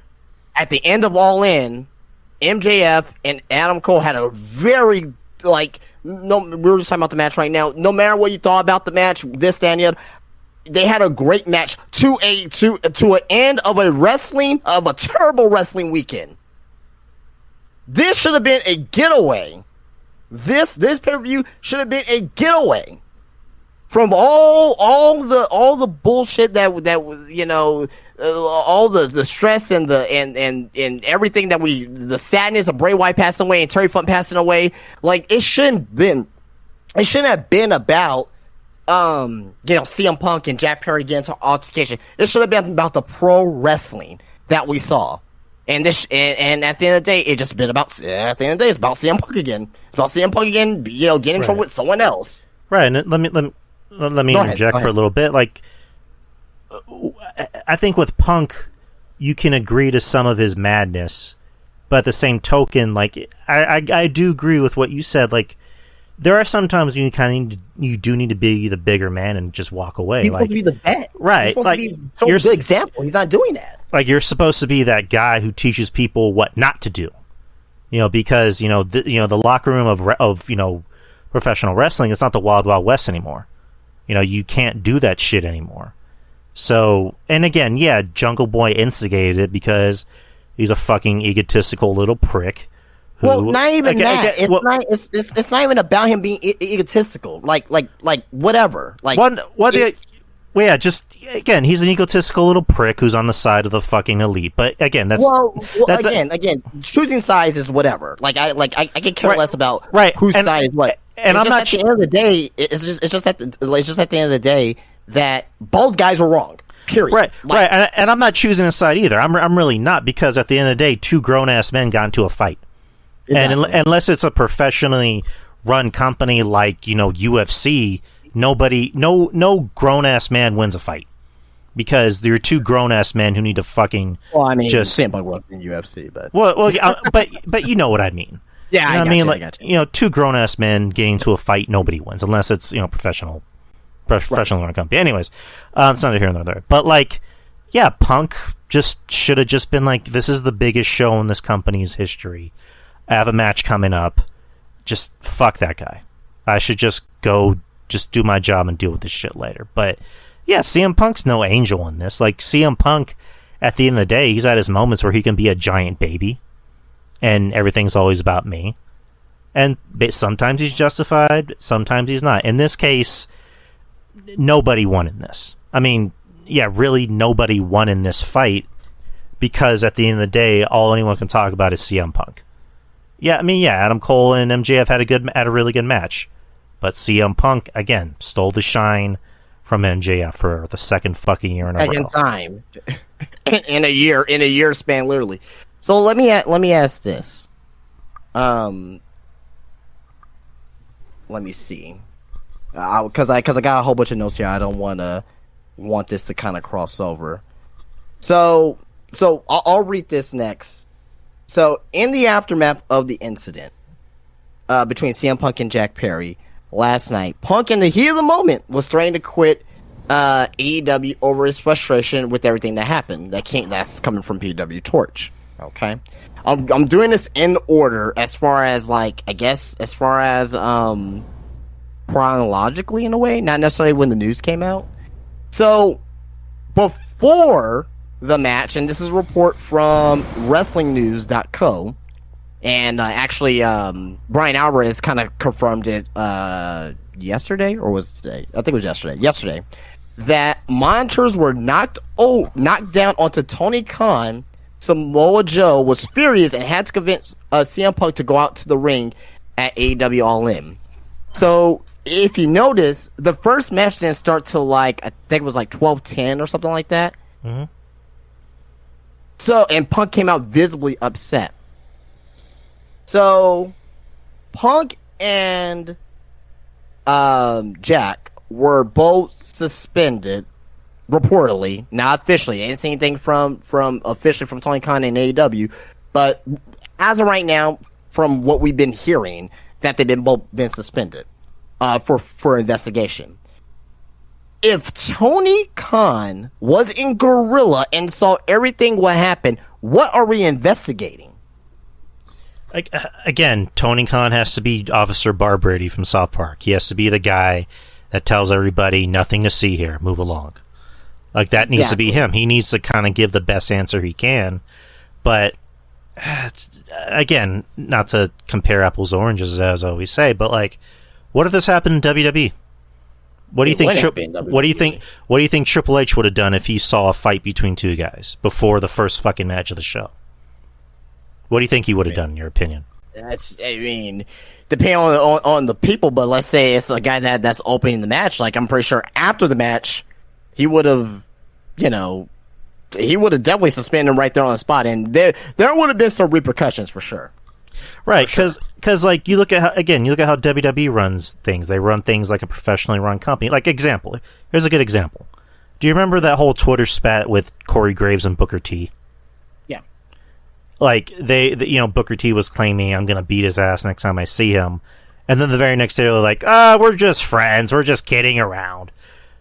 I'm pretty sure someone from the office called them, like a Triple H or whomever, Bruce Pritchard, and said, "Hey, shut the fuck up. Pretend that you guys are friends. I don't care if you like each other or not. Stop threatening to beat each other up, especially you, Booker."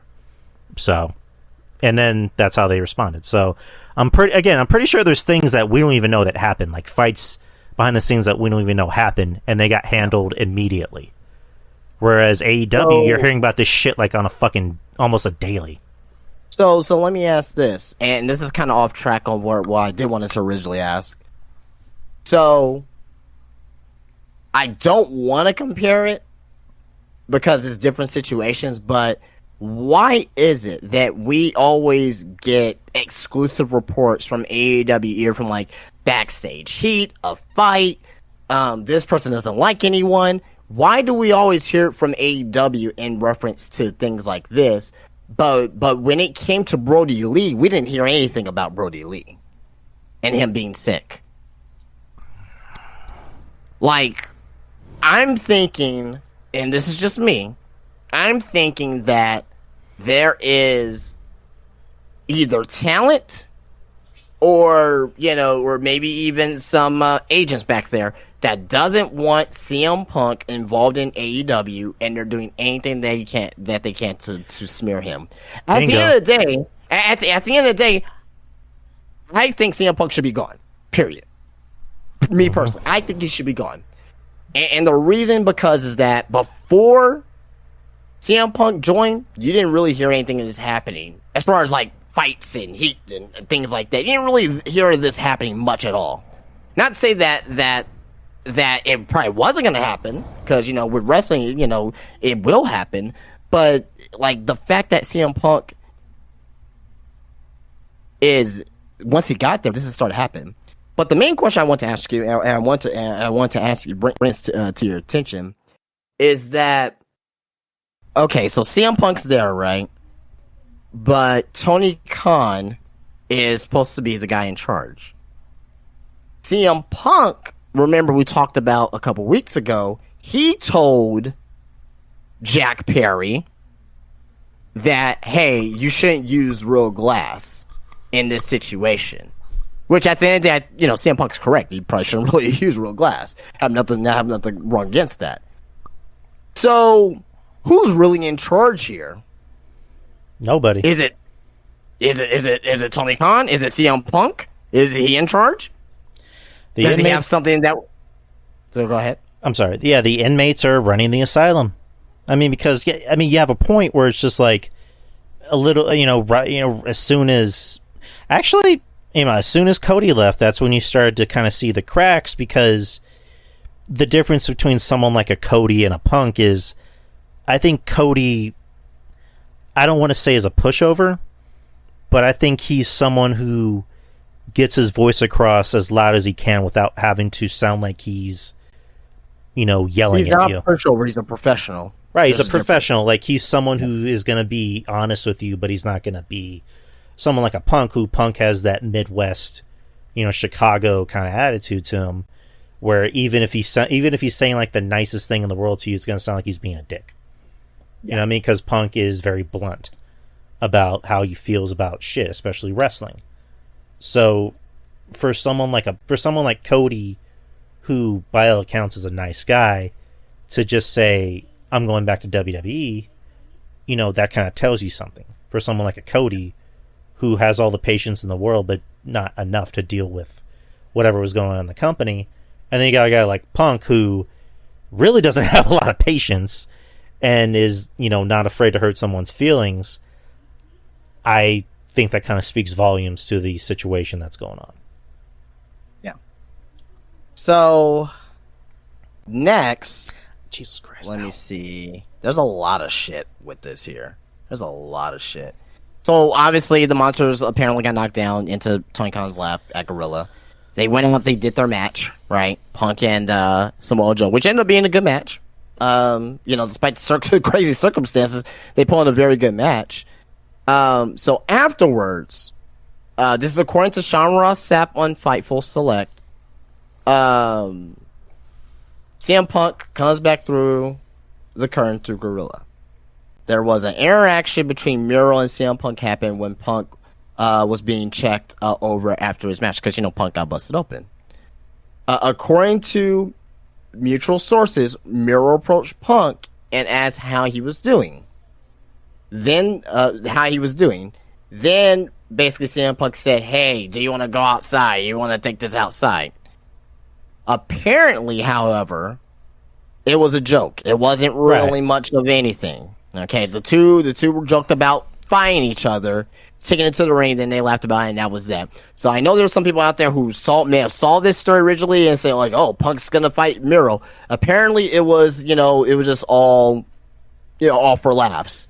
Right. You know what I mean? Maybe it was he was really just trying to get Punk to line up a little bit and try to calm down. So as of right now, from what this is being told, that this is more of a joke more than anything else. Okay. Mm-hmm.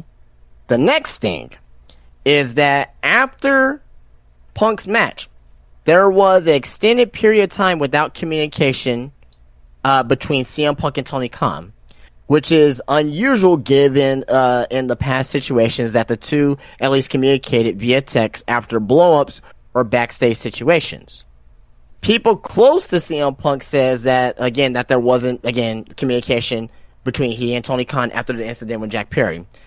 CM Punk has went as far as telling people saying he hates this place as a result of the constant issues in in AEW, not WWE.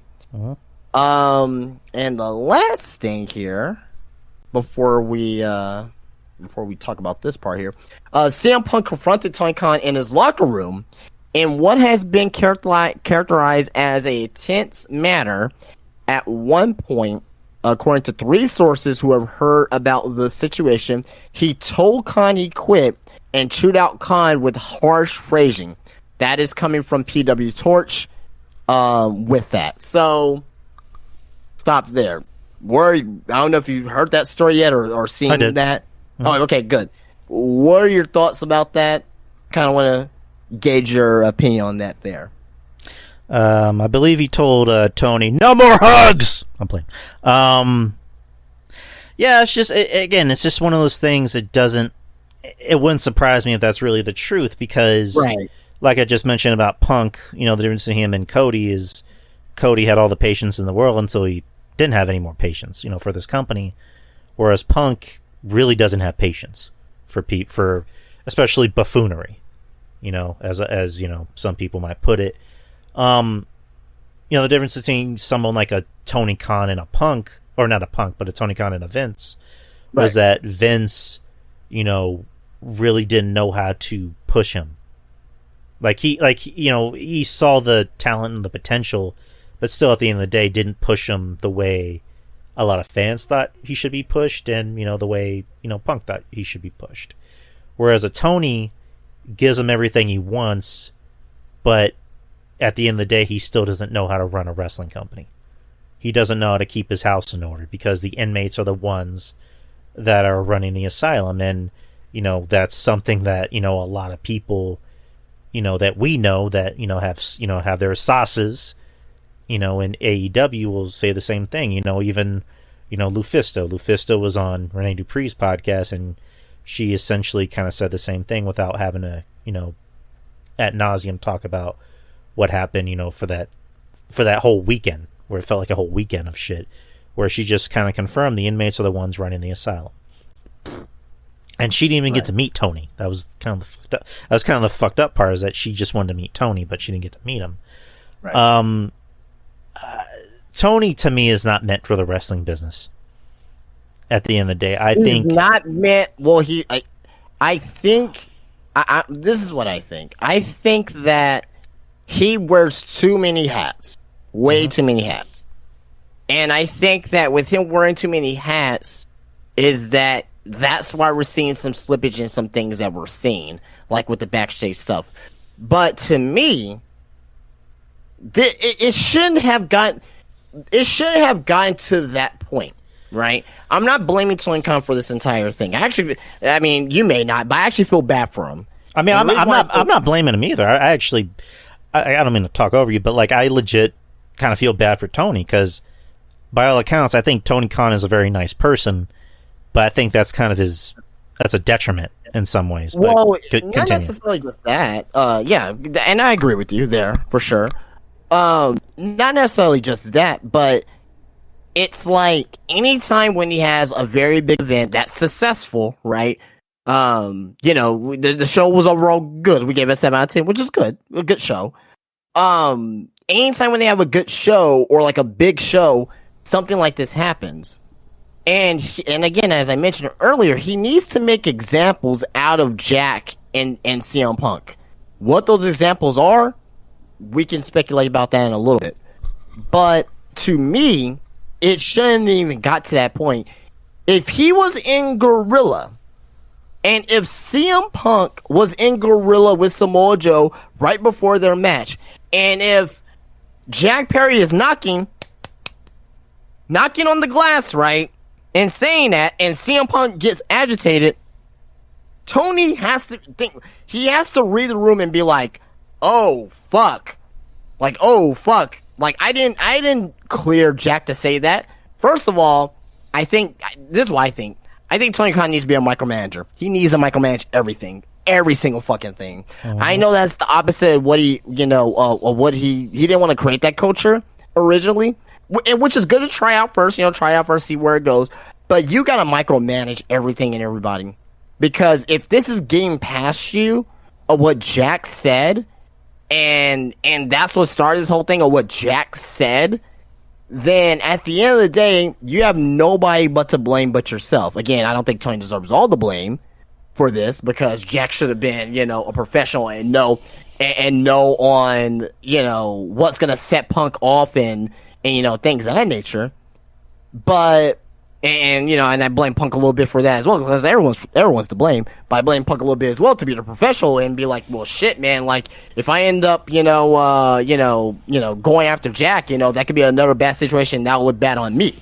You know what I mean? But I don't think Punk actually gives a fuck because I don't think Punk respects Tony Khan. So that's the reason why we get this. And that's another thing. It's just like, you would hear stories about talent that, worked in WWE and, were around Vince, and they would see Vince and say, sir, or Mr. McMahon.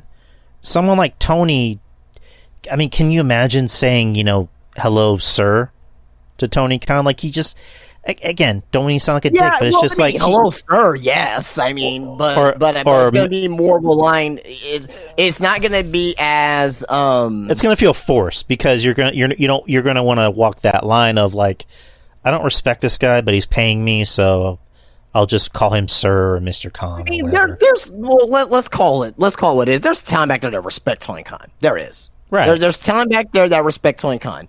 But there are a lot of talent that don't respect Tony Khan, apparently, and one of those guys is CM Punk.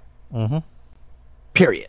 Right. You know what I mean? One of those guys is CM Punk. And you're right, like, Tony should have read the room and immediately should have just, like, said, Joe, like, talk to Punk, calm him down. No, Joe talk to Punk. Punk, come here. Right, like, I'm just giving examples. Like, if Tony, like you just said, he's wearing too many hats, it's just like, okay, I need to calm him down, but let's just say the situation was like he wasn't able to do it, and it's just like, Joe, talk to Punk, calm him down, or I can calm him down. I don't know, just giving different examples.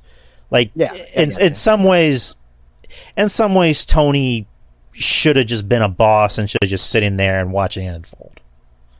You know what I mean? Because at the end of the day, Jack Perry did instigate it, but Punk should have had a different reaction. And also, Tony should have been the guy to defuse the situation. Like, the guy that's in charge of this shit should be seeing this and going, okay, I need to calm this shit down because we're about to have the biggest show in our company's history, and I can't afford one slip up. So I need to calm down the biggest star in the fucking company because he's about to do something that I do not want.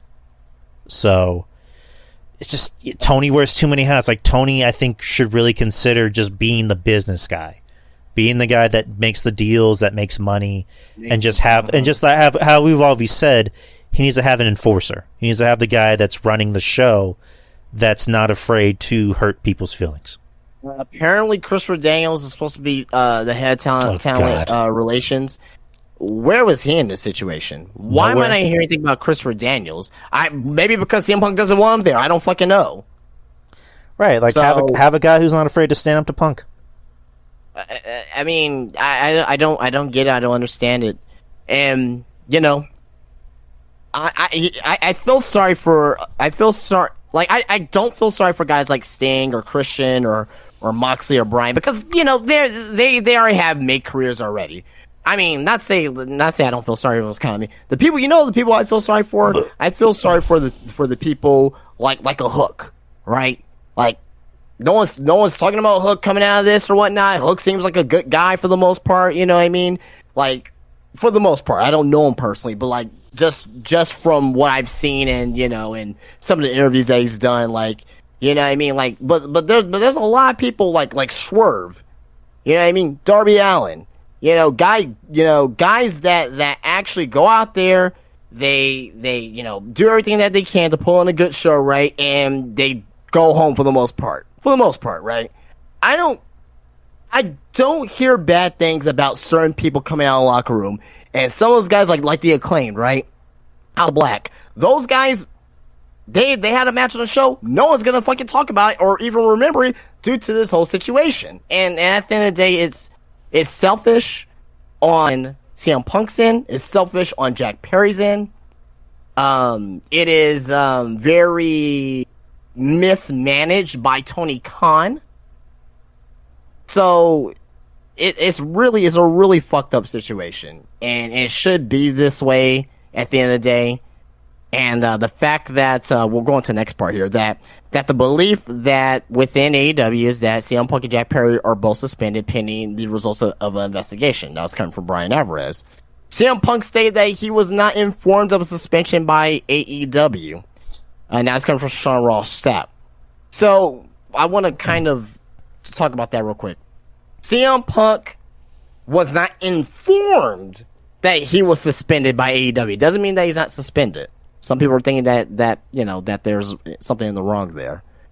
But I want to ask you this next question here. If you are in Tony Khan's seat, what would you do with Jack Perry and CM Punk? Jack Perry first. What would you do with Jack Perry after this incident? Make an example.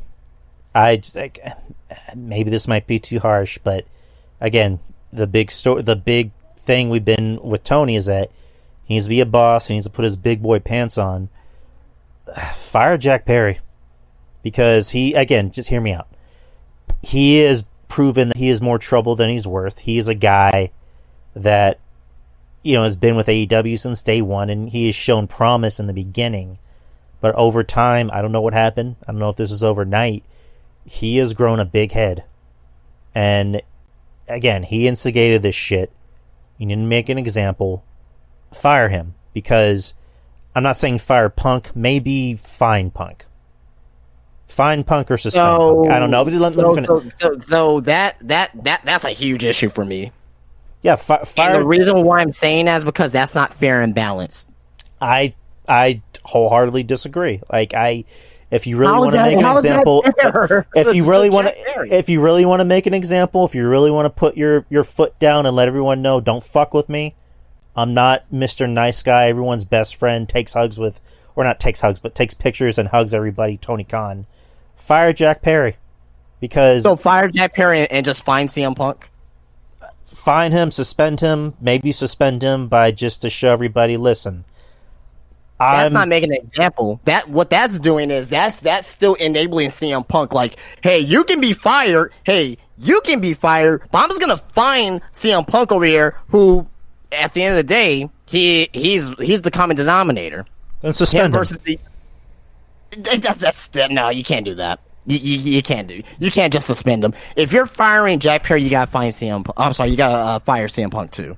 It has to be both ways. Biggest star in the fucking company. I would say the best thing to do is suspend him. Okay, so everyone's using that, the biggest star in the company. What, like, because I don't like that motive anymore that he's the biggest star in the company.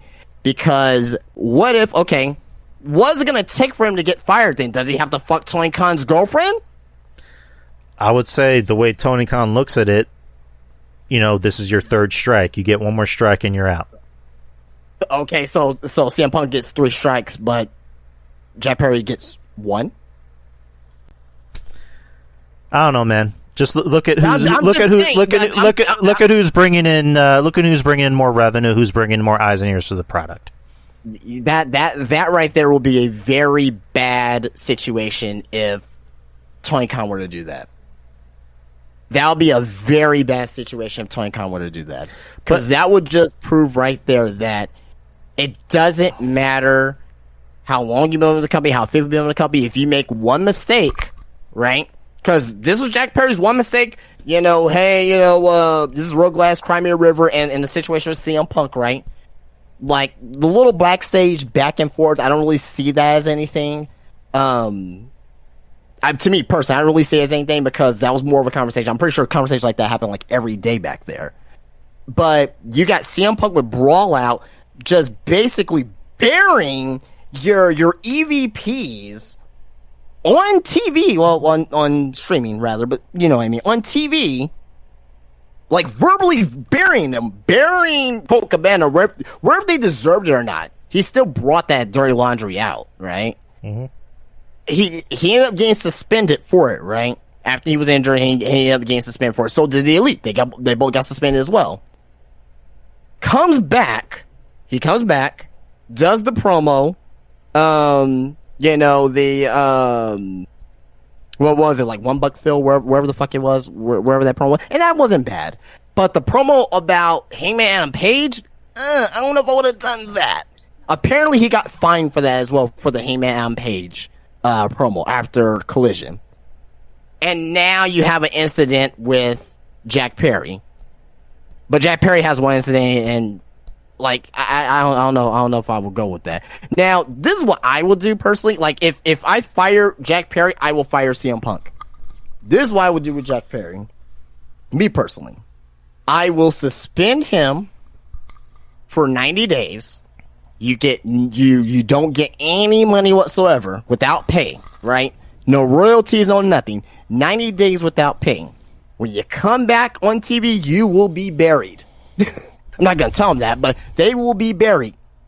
They were gonna have to work their way back up. Like, you're gonna be on fucking Rampage, and you're gonna be on fucking ROH, whatever, right? You're gonna be fucking buried, and you're gonna need to work your way back up. You need to humble yourself a little bit. On the CM Punk side, I don't know. It's kind of tough for me to say I'll fire him, but it's right there.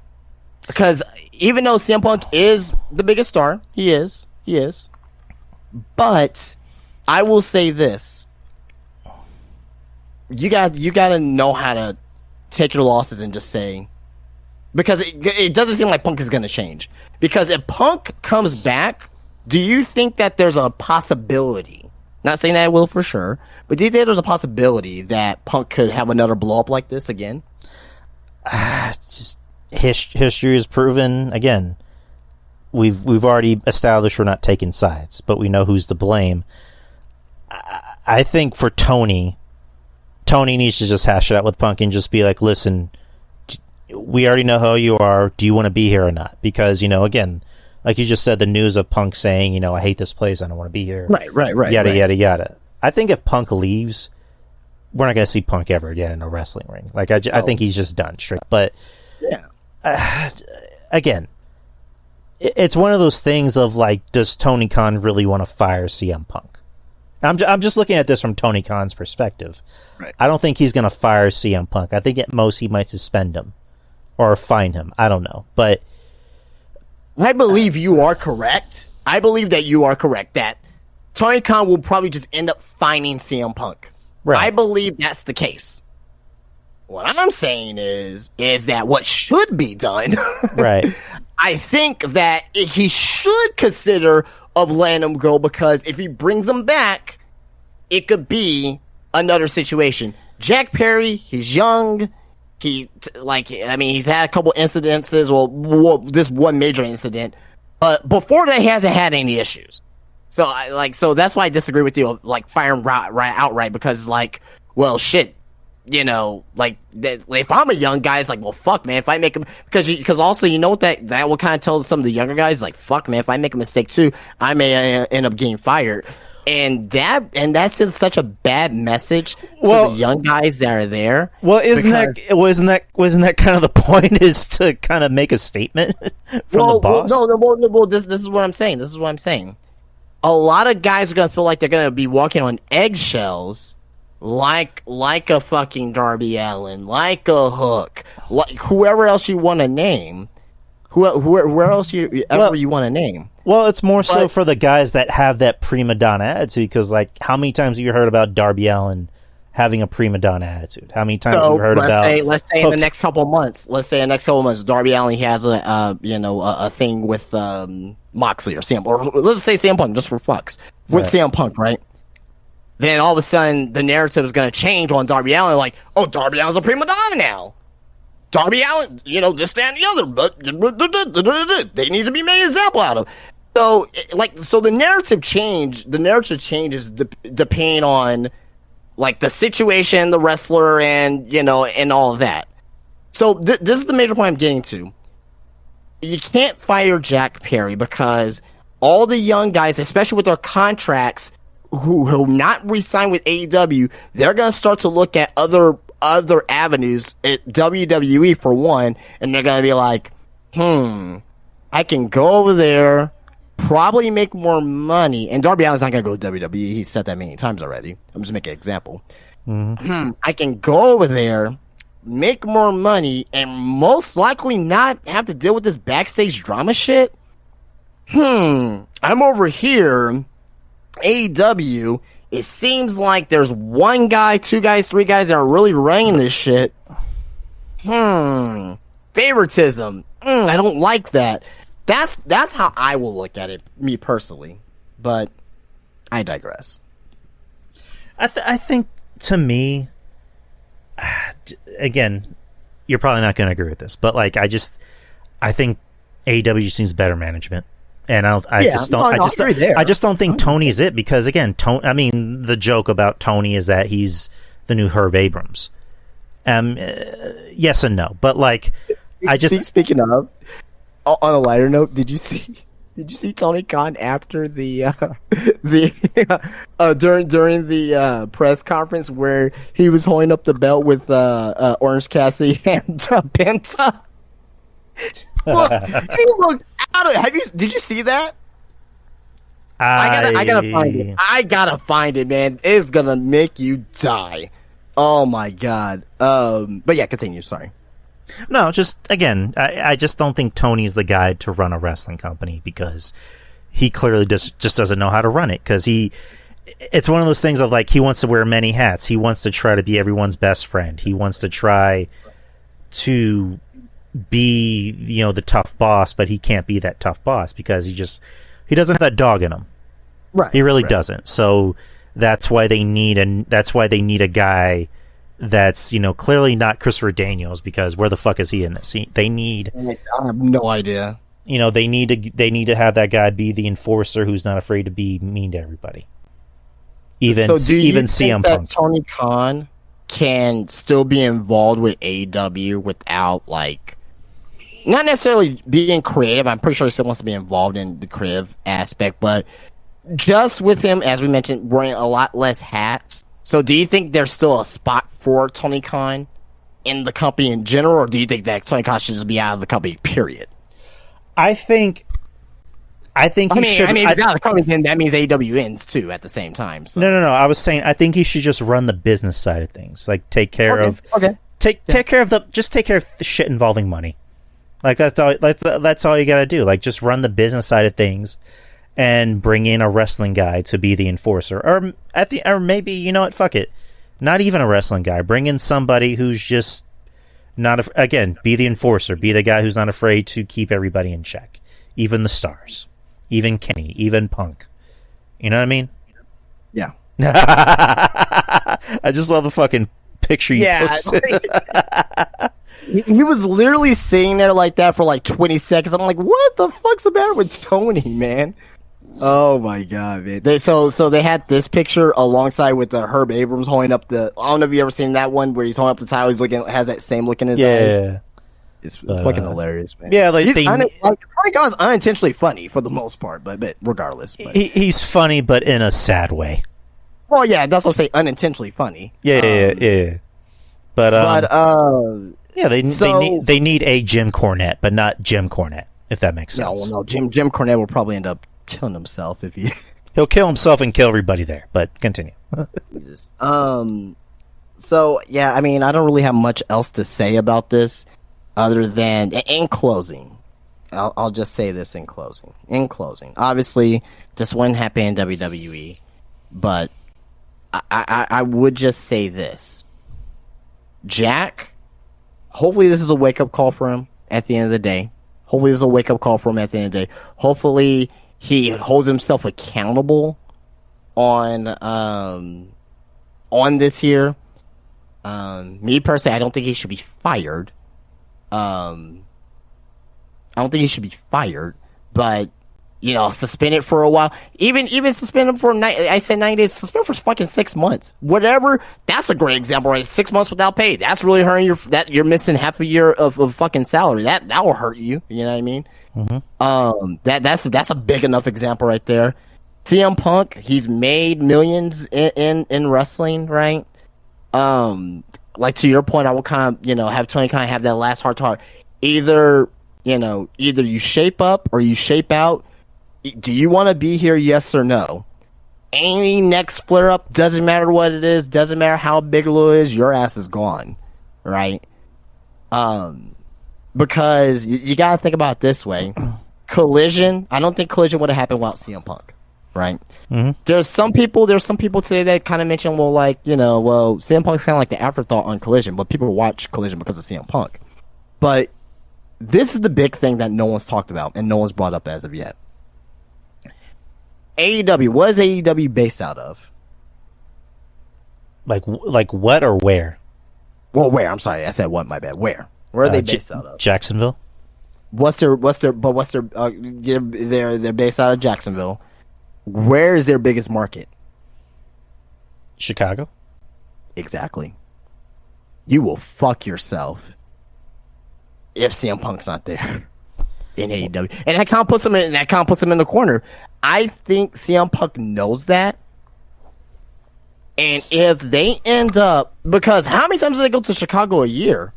At least 6 times. It seems like they've been at Chicago at least 6 times this year. Mm-hmm. They're in Chicago tonight. They had Chicago earlier this year. They had Chicago for fucking New Japan show. Forbidden Door, sorry. Mm-hmm. Forbidden Door. It's like they run Chicago a fucking lot, man. And we know that a lot of people go to these shows because of CM Punk. How can it hurt? It will hurt them really bad if CM Punk's gone. But I think that this is to me, AEW is in their darkest hours right now. Not even due to the wrestling. Not even due to the matches and the wrestling or whatnot. There's some storylines that are kind of stupid, but they're in their darkest hour right now. They probably should, at the end of the day, I know I keep going back and forth on this, but it probably end up letting CM Punk go, count their losses, and really just start, a fresh start in the company itself, because it seems like if this keeps happening, then it's like you're going back to square one. You're going back to square one. Like, oh, CM Punk, he's coming back. He's going to be good this time, and, this, that, and the other. And you just keep going back to square one. Keep going back to square one. Because, again, CM Punk doesn't, to me, I don't really think that he's going to end up changing. So, no. That's my closing thoughts. Do you want to talk about the All Out card? Oh yeah, we got All Out and Payback too. So I guess it's apropos to start with All Out first, even though Payback's on Saturday. But All Out is going to be this Sunday, September 3rd, at the United Center in Chicago, Illinois. So far, there's 9 matches announced.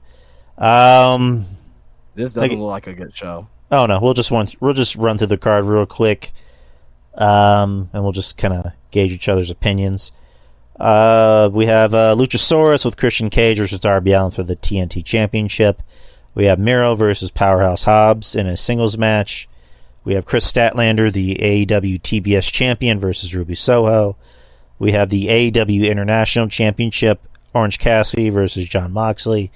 We have Kenny Omega versus Takeshita with Don Callis. We have an 8-man tag match with the Bullet Club Gold, Austin Gunn, Colton Gunn, Jay White, Juice Robinson versus FTR, Cash Wheeler, and Dax Harwood, and the Young Bucks. We have a Ring of Honor Tag Team Championship match, Better Than You, Bebe, Adam Cole, and MJF versus the Dark Order, Alex Reynolds and John Silver.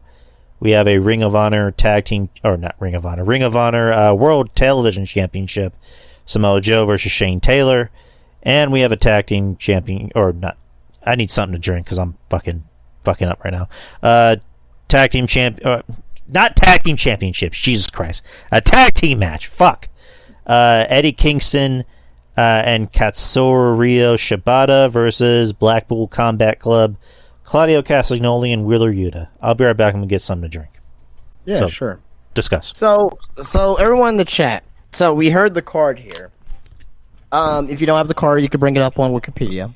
All Out 2023. I'm gonna ask Drew when he comes back. What do you think is gonna main event this show?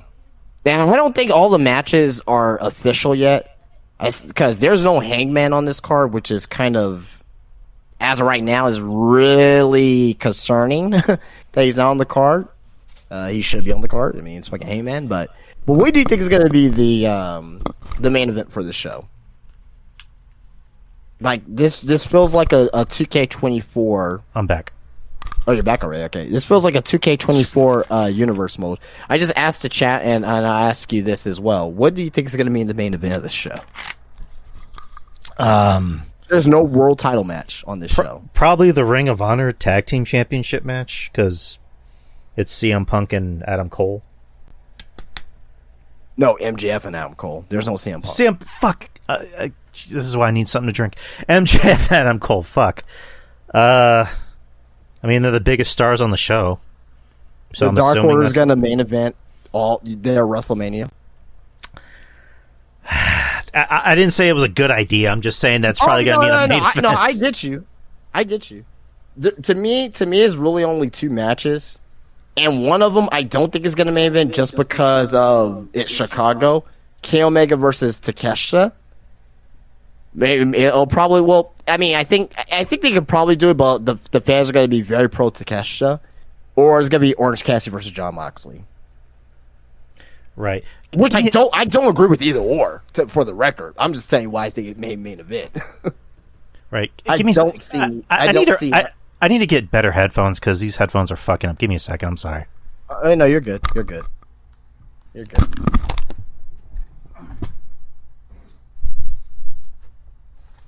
But yeah, this show feels like a 2K24 universe mode, guys. It's just thrown together. I mean, I wonder so CM Punk as well, and that was the other thing I forgot to mention. CM Punk was supposed to, at this, rumor, being reported that CM Punk was supposed to face off against Ricky Starks in the Real World's title match, and I'm assuming that probably would have main evented all out. But to me, at the end of the day, this is what a weak build will look like. And it's not even a build; it's just thrown together stuff. This looks bad, man. No, I mean, the on paper looks bad. I'm pretty sure it'll still be a fun show. I still think there's gonna be good wrestling matches. It's just there's just no build. There's no heat. really, to me, the only thing that has heat is Kenny Omega and Takeshita, and Orange Cassidy and Moxley, and I guess Miro and Powerhouse Hobbs, and Luchasaurus and Darby Allin. So there's some matches that have heat, and there's like, Better Than You Baby. There's like that storyline there with Adam Cole and MJF, and I'm pretty sure that Roger Strong's gonna come out and do some shit. You know what I mean? But oh god. Let me ask you something. Do you think Roderick Strong is gonna go after MJF's title? The world title, I mean. He mentioned that tonight. God, how do you feel about Roderick Strong having a shot at the AEW World Championship? If it's to advance this storyline, I'm all for it. All right. If it's to advance the storyline, I'm all for it. You know what I mean, it is a part of the storyline, but it's just now I don't want a main event of a pay-per-view. If this is a main event of a Dynamite, you know what I mean, of a fucking, Grand Slam or something like that, cool. I'm okay with that. All right. But this show is just, again, it just seems like an episode of Dynamite. Like, it legit seems like an episode of Dynamite. I'll be honest, I might skip it. I definitely wouldn't pay money to see it. I mean, oh yeah, this is not even worth $20, man. No, it's not even worth $20. It's not even worth $10 or $9.99. I will probably skip it. I probably won't even watch it for free. It doesn't interest me personally. But I don't know. All Out is Sunday. It'll happen. But are we done with AEW? Oh, we're not. I thought we were doing predictions, but okay, no, we can skip it. That's fine. I mean, did you want to do predictions? I mean, that's what I thought we were doing, but let me just pull it back up real quick.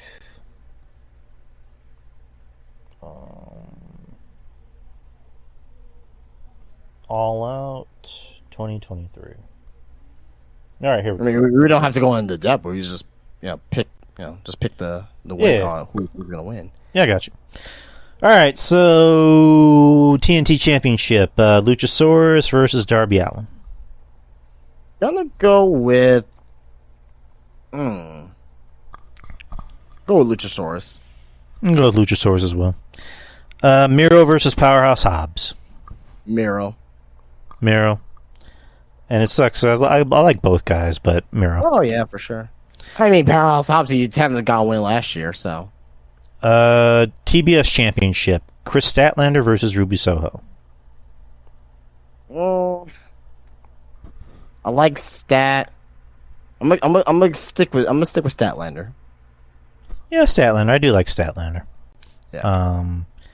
International Championship, Orange Cassidy versus Jon Moxley. I know you didn't see the end of Dynamite, or did you see the end of Dynamite? I literally got home like right around the time Dynamite was ending. I was just getting Orange Cassidy cut a promo in the ring, and Jon Moxley came out. I'm going with Moxley. I'm going with Moxley to win this, but it kind of seemed like with that promo from Orange Cassidy, it's kind of telling me that Jon Moxley is going to win. So, and this unfortunately may end up main eventing the show. So, not saying it's going to be a bad match. It's just this is going to be the main event, As you know, I'm not a fan of either guy, but if I had to pick, I'd say Moxley because he's the bigger quote-unquote star. Kenny Omega versus Takeshita. I'm going with Omega. I'll go with Omega as well. Should be now. I'm looking forward to the match itself. I think it should be a damn good match, despite circumstances of this show. Right. It actually has heat too. So, Bullet Club Gold versus FTR and the Young Bucks. Going with the baby faces. Right, FTR and the Young Bucks. FTR and the Young Bucks. They're definitely going over. Better Than You, Bebe versus the Dark Order for the Ring of Honor Tag Team Championships. Jesus, God, I don't know why the Dark Order's here.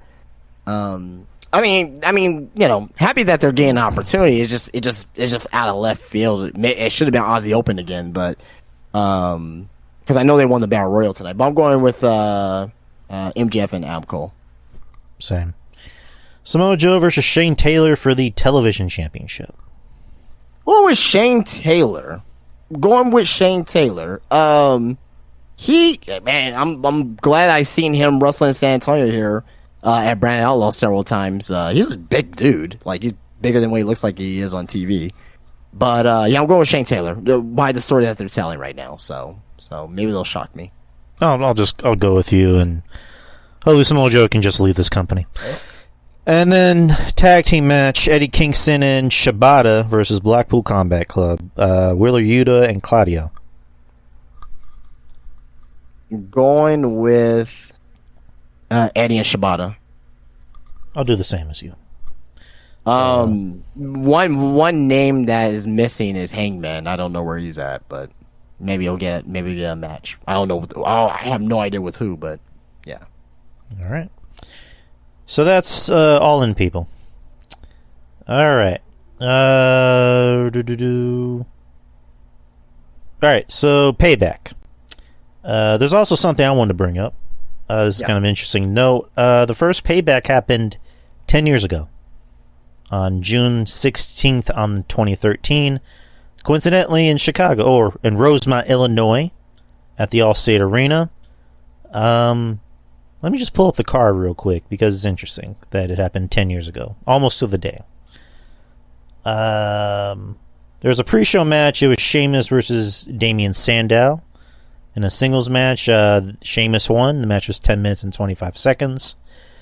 The first match on the actual show was a triple threat for the Intercontinental Championship. Curtis Axel defeated Wade Barrett and The Miz to become the Intercontinental champion. The match was on Father's Day. So he won it in honor of his father, of course. He had Paul Heyman with him. 10 minutes and 34 seconds. The next match was a WWE Divas Championship. AJ Lee defeated Caitlyn by submission, starting her, I believe she had a very long title reign going forth. WWE United States Championship. Dean Ambrose, the champion, defeated Kane by countout. Singles match for the World Heavyweight Championship. Alberto Del Rio versus Dolph Ziggler, defeated him to become the world champion. CM Punk made his comeback at Payback and defeated Chris Jericho in a really good match, from what I remember. Tag team match for the WWE Tag Team Championship. The Shield, Roman Reigns and Seth Rollins defeated Daniel Bryan and Randy Orton to become the Tag Team Champions. In the main event, you had the 3 stages of hell for the WWE. I think that was the last one we had. Oh no, sorry, we had one in NXT. Never mind. 3 stages of hell match for the WWE Championship. John Cena defeated Ryback. The first stage was a lumberjack match, won by Ryback. Stage 2 was a tables match, won by Cena, and stage 3 was an ambulance match, won by Cena. And the lumberjacks in the 3 stages of hell match were Alex Riley, Cesaro, or Antonio Cesaro is what he was known by, Big E Langston, Brodus Clay, Cody Rhodes, Kurt Hawkins, Curtis Axel, Damian Sandow, Darren Young, Drew McIntyre, Epico, the Great Khali, Heath Slater, Jey Uso, Jimmy Uso, Jinder Mahal, JTG, Justin Gabriel, Kane, Primo, R-Truth, Sheamus, Sin Cara, The Miz, Ted DiBiase, Tensai, Titus O'Neil, Wade Barrett, Yoshitatsu, and Zack Ryder. So yeah, that was the first Payback from 10 years ago. What do you think has changed in the past 10 years? Nothing. Nothing. I mean, obviously the company's better. That's all I can really say. Yeah. All right, agreed. So let's get into Payback. Payback will be Saturday, September the 2nd, in the PPG Paints Arena in Pittsburgh, Pennsylvania. Jesus Christ, a lot of P's. And this card doesn't look better than All Out. So I think both these I already know what you're gonna say, but both these shows don't really look too appetizing to me. So I mean, I think this looks better in comparison, but I also think this is very much a filler card. I'll just say that. But I don't know, WWE pay-per-views usually, in the past, like they'll have a card that looks kind of meh, and it ends up being a really good show. No, I agree. I just think that the build is like just right lazy. No, I get you. Let's see what we have here. Becky Lynch versus Trish Stratus in a steel cage match. Becky Lynch is winning. Fuck this feud. Get it over with. Becky Lynch is winning. Just get it over with. I don't care. And in the grand scheme of things, it should be a good match. But I don't care about the feud. Right, I get you. I'm going with Becky. Let me ask you something. And again, I know you don't give two fucks about this feud, but it's like, do you think Lita comes out in any way or interferes in some kind of way? I don't care if she does or not. Okay, fair enough. I don't care. No, okay. If she does, cool, but like I don't care. So I'm assuming this is going to be the main event, but I'm just going by the card on Wikipedia. World Heavyweight Championship match: Seth Rollins versus Shinsuke Nakamura. My heart says Shinsuke, but my head says Seth. I want Shinsuke to win. This is really what they've been doing with Shinsuke has been one of the more interesting things, one of the more things I enjoy on Raw. These last 2 weeks have been good. The promo style and very reminds me of a New Japan type of production when they do that, but. I want to go. Jesus, man. If Seth wins, who does he face off against next? You know what I mean? There's possible opponents for him, obviously. But I'm gonna go with Seth. Because if Shinsuke wins, Shinsuke versus Seth, then and Shinsuke would have some opponents as well. That he can face off against, but I'm gonna go with Seth though. I'm gonna go with Seth too. I mean, I am enjoying this Shinsuke run.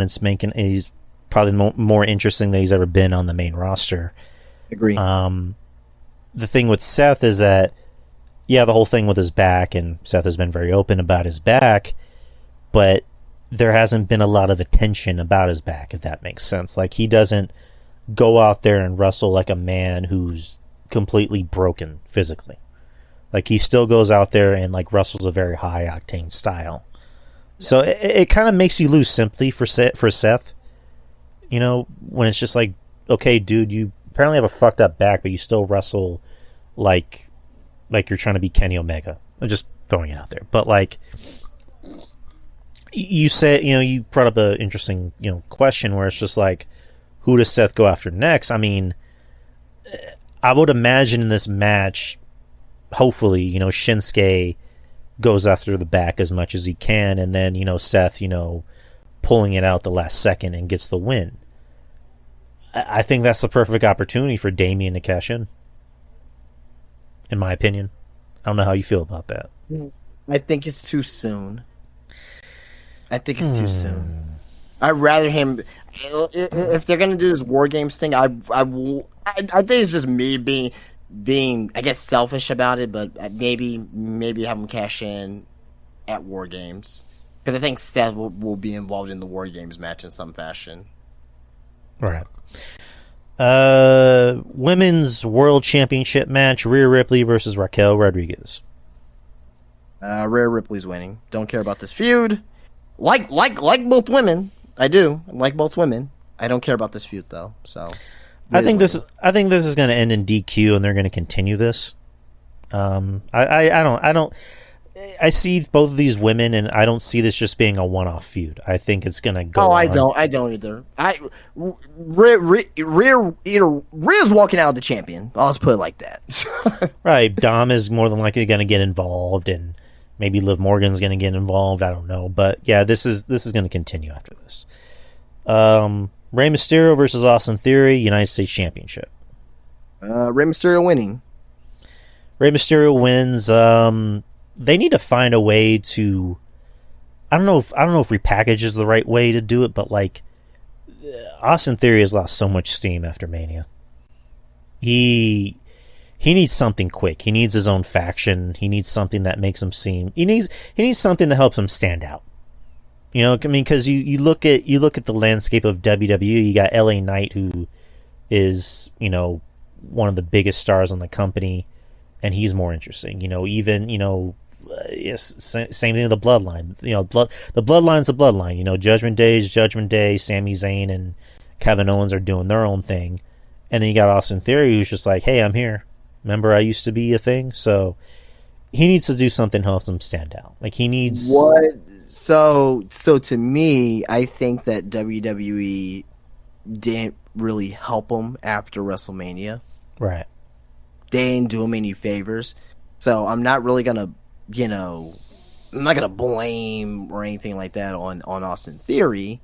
Oh no, I'm not. What? Yeah, I know you're not. But what I'm, Jesus, man, like, I don't know what they need to do with him. He's a great wrestler. He has the look. He can talk. He seems to have it. It's just something that a lot of people say is something that's missing. You know what's missing from Austin Theory?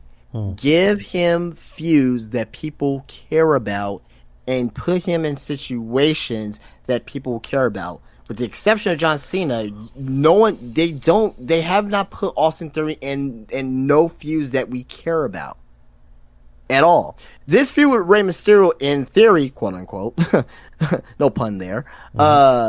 In theory, we should care about this, but we really don't because of the lack of storytelling that's being made on SmackDown. With the exception of the United States title and him trying to get the United States title back, what's the story with Austin Theory and Rey Mysterio?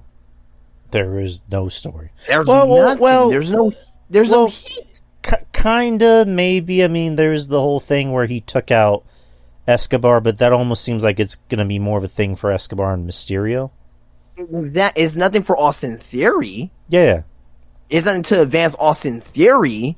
So Rey Mysterio is going to win, but yeah, I mean, there's some people that are actually saying like, "Oh, Austin Theory's a bust." No, he's not. He's not. He's going to be the future of the company.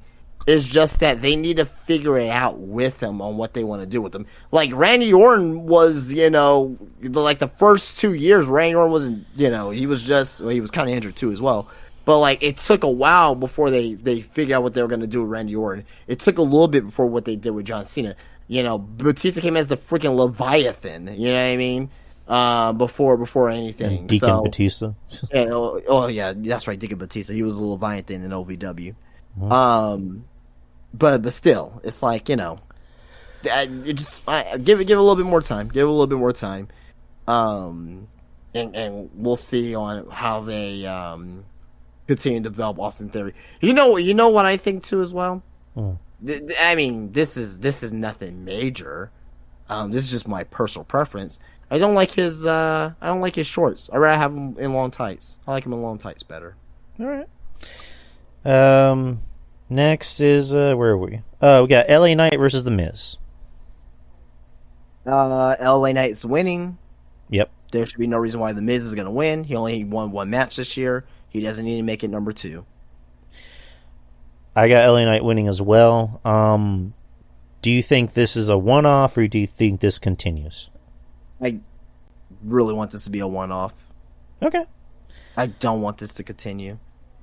I think The Miz, and it's nothing against The Miz or anything like that. It's just that I know WWE, and they're gonna beat this thing down. The Miz came out looking like LA Knight on Monday. That should be the peak of the heat. Oh well, maybe we'll see about on SmackDown, because obviously Miz is probably gonna show up on SmackDown. So whatever happens on SmackDown should be the peak of the heat of this feud. Have LA Knight win and have LA Knight, you know, continue on his surgence. I don't know what you do with LA Knight after this. I don't know if he goes after the United States title. I don't know exactly what he'll do after this. So, do you think they might do LA Knight versus Theory? I don't want to see that. Well, I mean, I say that mainly because it's just like, okay, what do you do with LA Knight to kind of keep that momentum going? And then you got Theory, who was just like, well, we need momentum for him. So you go from, I mean, even though the Miz ain't really, but the Miz, on the grand scheme of things, he's a Hall of Famer, you know what I mean, and he's a heat magnet. You go from the Miz to Austin Theory. You go from one generally good heel to not as such of a good heel. Like, right. If it happens, it happens. I personally just don't want to see it. All right. And then a Steel City street fight for the undisputed WWE Tag Team Championships. Kevin Owens and Sami Zayn versus the Judgment Day. Finn Balor and Damian Priest. Gonna go with the baby faces. I think that JD McDonough, he's gonna be involved here in some fashion. I think he's gonna end up costing Judgment Day the match here. Particularly Damian Priest. Yep, and that's just going to continue the dissension of Judgment Day. So, going with the baby faces. And I don't know if maybe they're going to add an extra match on SmackDown, but so far there's 6 matches. And that's totally fine. Like right. This feels more like a NXT takeover. I mean, not as far as like build, but it's like the number of matches. Like these pay-per-views do not, especially like this fucking pay-per-view here. It doesn't need to it doesn't need to knock your socks off. It doesn't. You have All Out like that you're going up against. Like, you don't need to like have a fucking SummerSlam like show for this show. Like, it's not necessary. Like, Cody's not even on this fucking show. Well, he's going to be on a segment with. Oh yeah, that's right. Which he's going to be on the. Would you be? Do you think they might just do like an impromptu match where Cody challenges Grayson Waller? If Cody comes out in his gear, that'll be retarded. Because he's never done that before. He's always in his suit. All right. What if like Grayson kind of like baits him? Is like, you know, come wrestle me, Cody, and blah, blah, blah. I don't know, whatever. I'm not saying Cody has to wrestle. I think at this point, Cody, you don't want to overexpose him. Like, just let the people be happy that Cody's there. I guess that's the best way to put it. Cody having a segment with Grayson Waller. I don't fucking know. Because you know what I'm gonna say, right? What? Cody's on Raw, Grayson Waller's on Smack. Man, the draft, people. The draft. Man. You know what? Let me segue into the next topic. Jesus Christ, man. But that's Payback, people. It might be a good. I mean, most of the time, 9 out of 10, the card looks kind of weak. It should be a fun show, but it's like the card is lackluster and like, I don't know, man. Like, I don't know what the fuck WWE's doing. I don't know what WWE's doing. I don't know what AEW's doing. I just don't fucking know right now. So, but those are other shows, people. News. I mean, we covered pretty much the biggest. Chunk of news. There's really nothing else to talk about. In my opinion. I have 2 things to talk about. Oh yeah, go for it. They're of interest, but Nick Aldis reacts to speculation that he has retired. He said, a different role immediately. It sort of jumps to the conversation. Oh, he's not wrestling anymore. He's retiring. That's it. Is he done wrestling? I'm like, what? Hold on. I'm 36 years old, guys. I'm very much in my prime. I'm like, wait a minute. Where does all this discussion about me being done with wrestling come from? Everyone just needs to chill. And he was on a podcast called Nick Knows Best. So I guess he's not really retired. Even though it almost seemed like he was tap dancing around the question. But yeah. I don't know. Brian Pillman officially starts training at the WWE Performance Center. There's currently no rush to debut Pillman, who is 29 years old, on television, as the initial plan is to get Pillman into the PC system and allow him to get his feet under him, which, good. Yeah.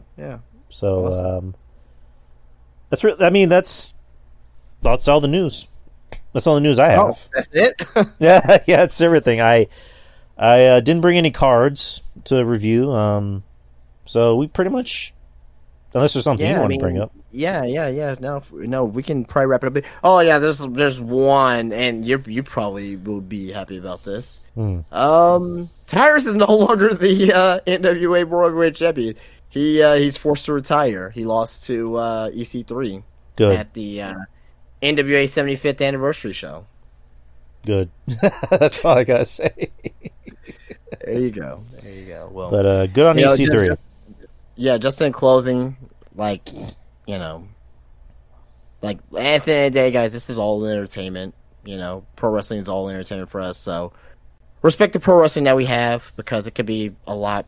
It could be a lot worse things. We could be talking about right now, obviously, but.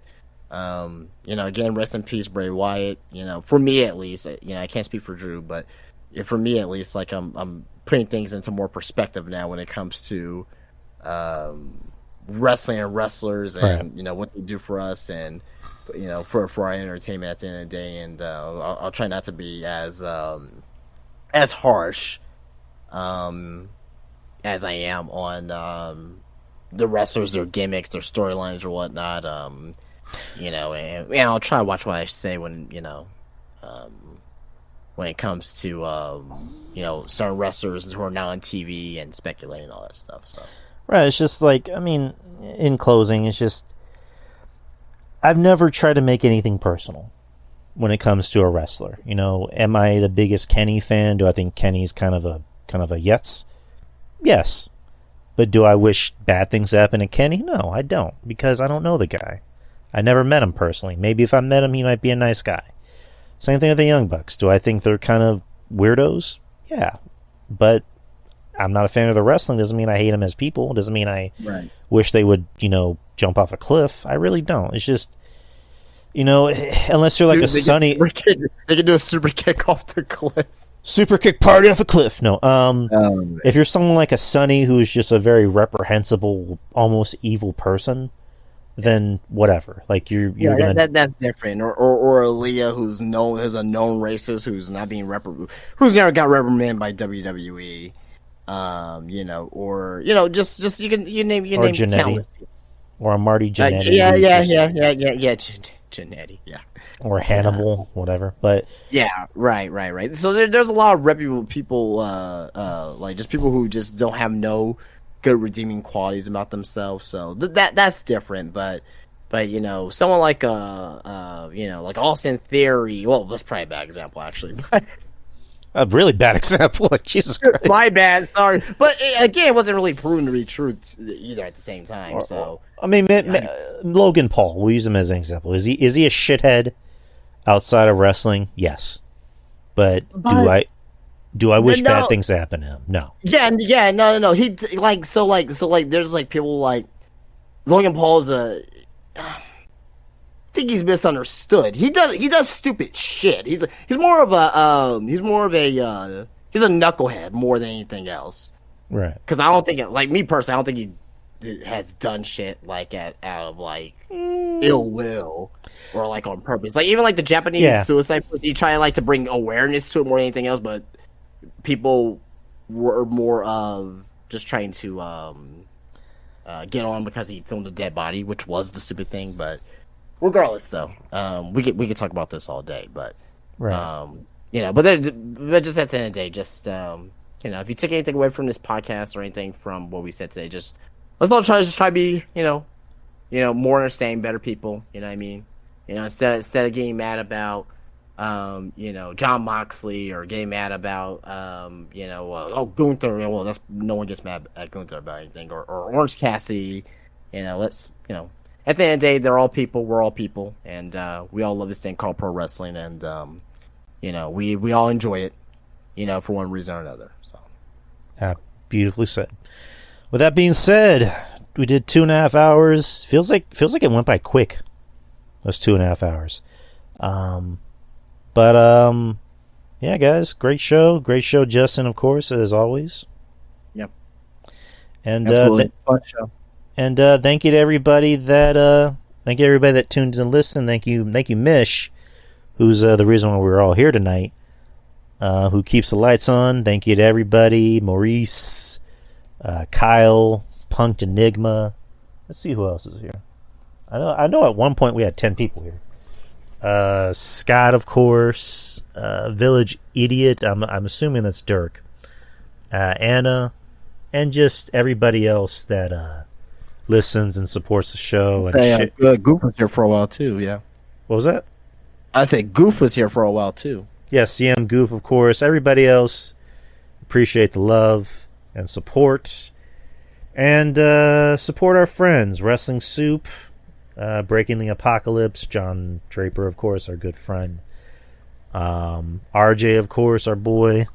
Monty, Ruben Prime, Jeff Littman. Trez, of course. Shout out to Trez. I know she's she just had shoulder surgery, I believe, so she's healing from that. So shout out to Trez if you're listening. Kevin Castle, of course. Who else? Andrew Carlick, good friend of the show, good friend of mine. And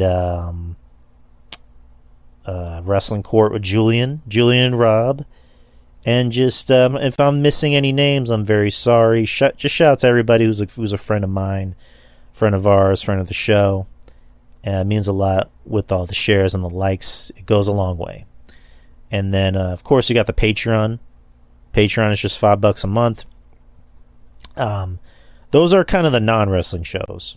Those are just our shows where we just talk about whatever the fuck we want, which is most of the time it's not wrestling. But if it's a wrestling-related topic that kind of comes our way, we can't ignore it. We kind of have to talk about it sometimes. But it's just $5 a month, people. It's a pretty damn good deal.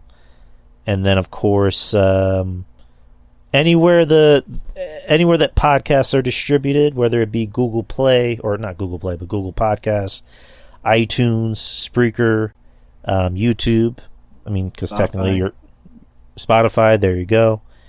Yeah, you can find the show anywhere. It's the Experience, the Drew Yari Experience, or the Experience, whatever you want to call it. But yeah, Justin, where can they find you? Oh, yeah, of course, you know where to find me on Instagram, Spinebuster Tees on Instagram. I do have a Twitter, but I don't tweet at all. I probably need to do something with my Twitter. Maybe Spinebuster Tees Twitter. I don't know. I'll figure that out. But yeah, Instagram. Follow me on there if you're ever in the San Antonio area. At Wonderland of America's Mall. Come visit Spinebuster Tees store. My shop, action figures, T-shirts, memorabilia, lucha mask, literally everything you can find in my shop. So, yeah, guys, support Spinebuster Tees if you live in the San Antonio area. It's at the Wonderland Mall of Americas and I can't speak today. Wonderland Mall of the Americas. Of the Americas. It's called Wonderland of the Americas. That's what it's really called. I just add "mall" at the end of it. Of the Americas. There you go. And head over to Spinebuster Tees if you love wrestling, if you love Funko Pops, if you love action figures, T-shirts, caps. Or if you want to come smoke some crack with me too. There's that. Yeah, there you go. My boy has you covered. Do you still have the online store available? Yeah. The online store is always gonna be there. So yeah, I have my website, my T-shirts. Yeah, so spinebustertees.com. I have plenty of designs on there. Check it out. You get shipped to you. Ships anywhere in the United States. So yeah, definitely check it out. And with that being said, we are done for the night. And I want to thank everybody for showing up. And we will be back same time next week, same channel.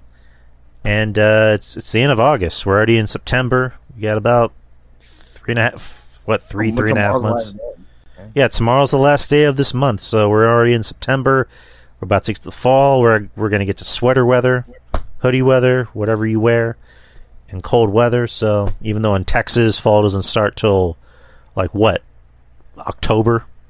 Yeah, probably the end of September, October. Yeah, and winter doesn't start till the week of fucking December. So, or the week of Christmas. I'm sorry. Well, yeah, the week of Christmas. Yeah, that's probably right. But, Also as well, Q&A too. We have a Q&A coming up next month. It's on. Let me think. It's on September 16th. Yep, September 16th, Saturday, and if you guys haven't already, send in your questions. If you have already, send in more questions if you want. And as always, we always emphasize, make them fun, make them interesting.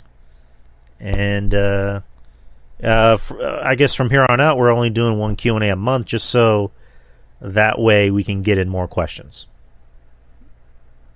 So we used to do 2, but then that kind of caused an issue of like, well, we're not getting as many questions. So 1 seems like, seems good enough just so we can get more questions. But all right, guys, we're done, and this show will be up more than likely tomorrow. So we are done for the night, and we will see you guys next week. Enjoy Payback, enjoy All Out if you're going to watch it. So, but take care, guys. Peace. Drew Yari Show begins now.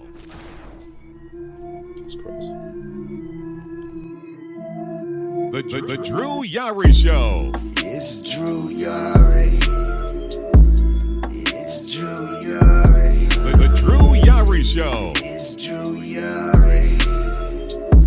It's Drew Yari. The Drew Yari Show. It's Drew Yari. The Drew Yari Show. It's Drew Yari. The Drew Yari Show.